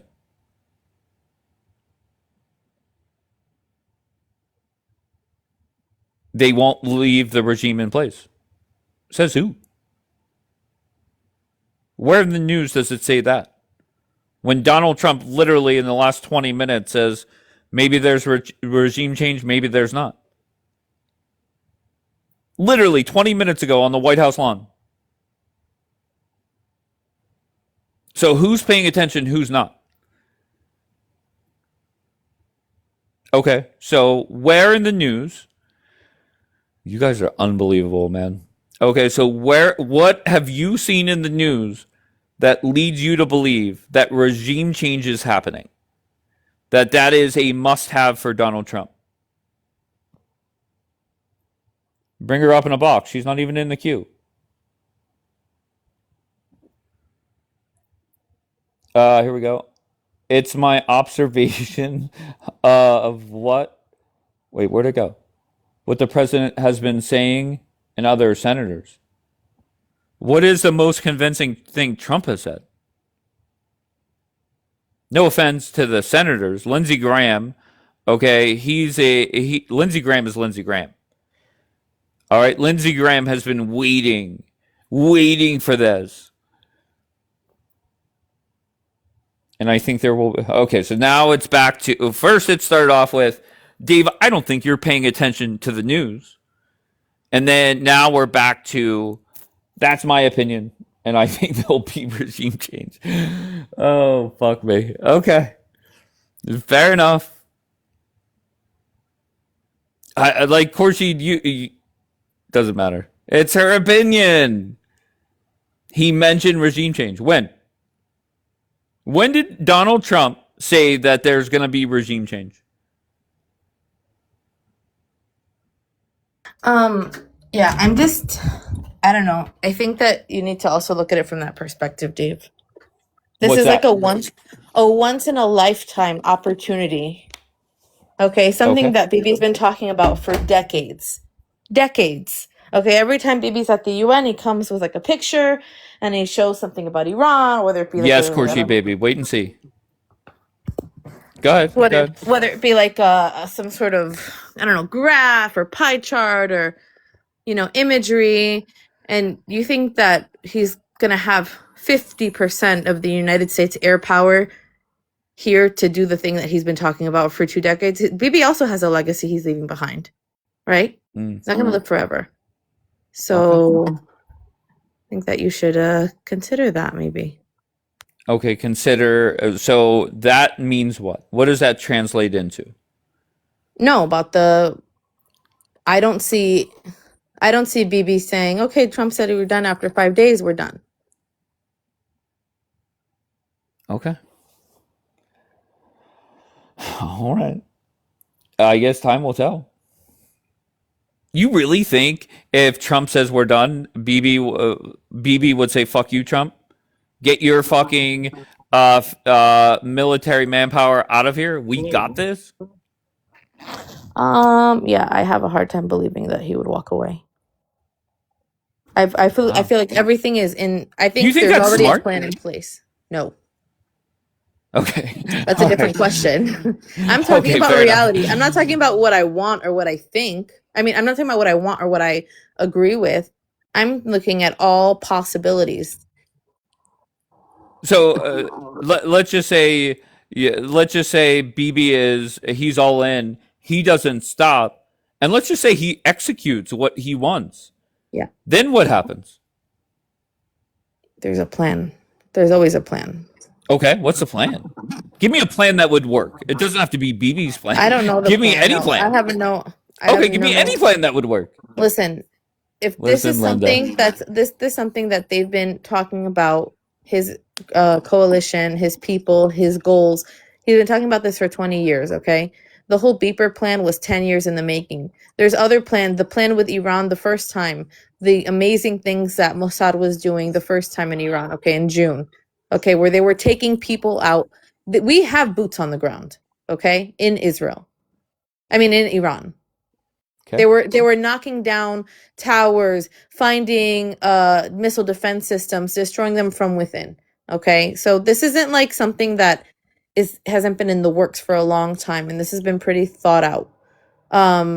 I don't know what that plan is. There's a lot of people much smarter than me, but for us to think that we're gonna have this much power to our advantage and not use it is absurd. And not Right, and so there must be a plan in place. There has to be. Okay. Okay. It's there in place until it's not. Right? It is. I don't know. Israel's always been very thorough. They've worked out every possible occurrence every single time. I don't see how there's any failing. Also, they have God on their side. But it's a risk. obviously. Using, I don't see. You said something about failing. What was the sentence you said in regards to that? That they won't. They won't fail. Whatever the goal is here, they're going to accomplish it. Now, what that looks like after and the result, I don't know. Okay. Right? And there you bring up a good point. What if somebody worse comes along? I was looking into that. There are other opposition groups. One called the Mujahideen. That doesn't sound too like welcoming, and that's me out of ignorance. Like, but it doesn't sound like somebody that we want up there. But so I never thought about that till you started bringing that up, and the possibility exists. Yeah, but So do you hear the responses I get? about that there is no opposition. No. People are saying there's no way that'll happen. There's no way. I don't know. I'm intrigued by this one. Dana, everybody. Hi, Dana. Hi. Did you mean to come up? Not really. I'm Okay. just listening. Okay. All right. Because I see you typing in the chat, so I was intrigued. I'm always typing in the chat. I understand, but did you want to address something? Not really. I guess I was just listening to another panel that I don't know. I'm kind of with Trumpavelli on what he said. Our actions are going to have consequences, and I mean, there's people in the chat like they're threatening America. They've been threatening us for 20 years. Like, if someone threatens me from 500 states away, do I get to go and just bomb their house? Like, there's a lot more to this whole thing than I think anybody even knows. So I guess we're just going to wait and see how it plays out. So are you okay with Trump fucking them up over there? I don't. Nope. I'm not. I mean, I don't care about them. I have family and friends in the U.S. military that are getting deployed, and if China and Russia decide to chime in, they're both busy with their own their own wars. So, but that's not to stop them from helping Iran. I don't know. They're all those three freaking countries are crazy as hell. So you never know. Right. They're all unstable. Like, all their dictators are unstable. And no, I don't have a problem. Iran's had it out for us for a long time, but they've been making threats for a long time. I think this has a lot of factors to it besides just wanting a regime change and nukes. I think that there's a lot more to it. And I'm worried about our troops. That's it. I don't want body bags coming back with U.S. soldiers. Understood. And I think that's one thing that everybody pretty much agrees with is, except for a couple people, no U.S. troops on the ground. Yeah, but that's going to happen. Yeah, but that's not even the biggest concern, okay? Like, we're literally thinking about naval battles. The Strait of Hormuz being blocked. We have so many military naval ships there. What's that going to look like? That's not going to be a pretty picture. What if they start fucking bombing our Navy ships? That's a problem. But we're there for a reason. Because this thing has been festering up. Right. Like, we are there to pretty much strike them. We can take our ships and get the hell out of there for sure. I just think there's a lot more to this. I don't think it's just about nukes. I'm sorry, Dave. Go ahead. Go finish your thought. I just don't think this is about wanting a regime change. America stay in America. That's how I feel about it. We don't get to. I don't think we should dictate other countries and their regimes. Right? Iran has hated America for decades. So why now? This is what Bibi wants, and he needs our help. I know. I heard you talk about your intelligence and all that, and I'm not downplaying Israel's military by any means. Okay, but there's 600,000 troops with Iran, so their manpower, Israel's manpower is weakened, but your intelligence is heightened, of course. But it seems like Bibi really, really, really wants us to get into it. No, I don't disagree with you. I agree with you. I'm just looking at both perspectives. I'm not actually like putting my own opinion on what I personally want or don't want to happen. From one Right. side, I'm arguing for the Israelis to understand Americans don't want the United States to be involved in regime change. On the other side, but basically what I'm highlighting is this is already messy before it's even begun. Okay? Because everybody is going to be serving their own personal interests. And that's where there's going to be a conflict politically between the two people. And this is what I said before. This is my biggest concern, is that ultimately, if things don't go to plan, at least for Trump in the way that he wants, it's going to cause bigger problems for Israel in the eyes of the American public, worse than what existed from October 7th. And that is a huge problem for me because I love Israel and I live in Israel, and I don't want for there to be more conflict in the American, perspective review, because that's going to impact how the next president deals with Israel. I'll agree with that. So that's the issue that we're facing here. How is whoever's going to come after Trump going to deal with Israel based on the pressure the American public are going to put? That's a scary thing. Yeah, it really depends on what transpires with this whole thing. I mean, if we're gonna lose a bunch of, like, I mean, we're very cocky, right, as Americans, and we just think we're gonna go obliterate people, but those, like, that country is freaking nuts. They're Muslims, okay, so they're crazy. They have no boundaries. I'm not saying all of you guys, okay, don't get on my ass and blow up my house. I'm just saying a lot of people are extreme over there. And then if China and Russia do decide to get into it, like, this is going to be hell for everybody. Like, this is not a good thing. And so I'm not for this. No. And well, they're especially forcing a regime change. Like, I don't think America should be dictating who runs what country. I think that's kind of crazy. Like, one president demanding a regime change from another country. That's not our business to do that. But we are allies with Israel. So, if Israel is going to, strike them or whatever, we got to have their back. It's part of the deal. But not. All right. Dana, I appreciate you coming up. Bianca, I appreciate you coming up. I need to get something to eat. All right. So, it's going to be an interesting couple days. And we'll see what happens. All right. Just be prepared, I guess. And when I say be prepared, obviously the people in Israel, they're obviously prepared. I'm just talking about the different scenarios that could happen. And if you're pro-Trump, the question is, what would you consider a win? But regardless, I'll be back later on tonight. I hope you guys have an amazing day. And if by some chance it happens tonight, I'll probably go live once the news breaks. But I appreciate you all. Love you all. Behave.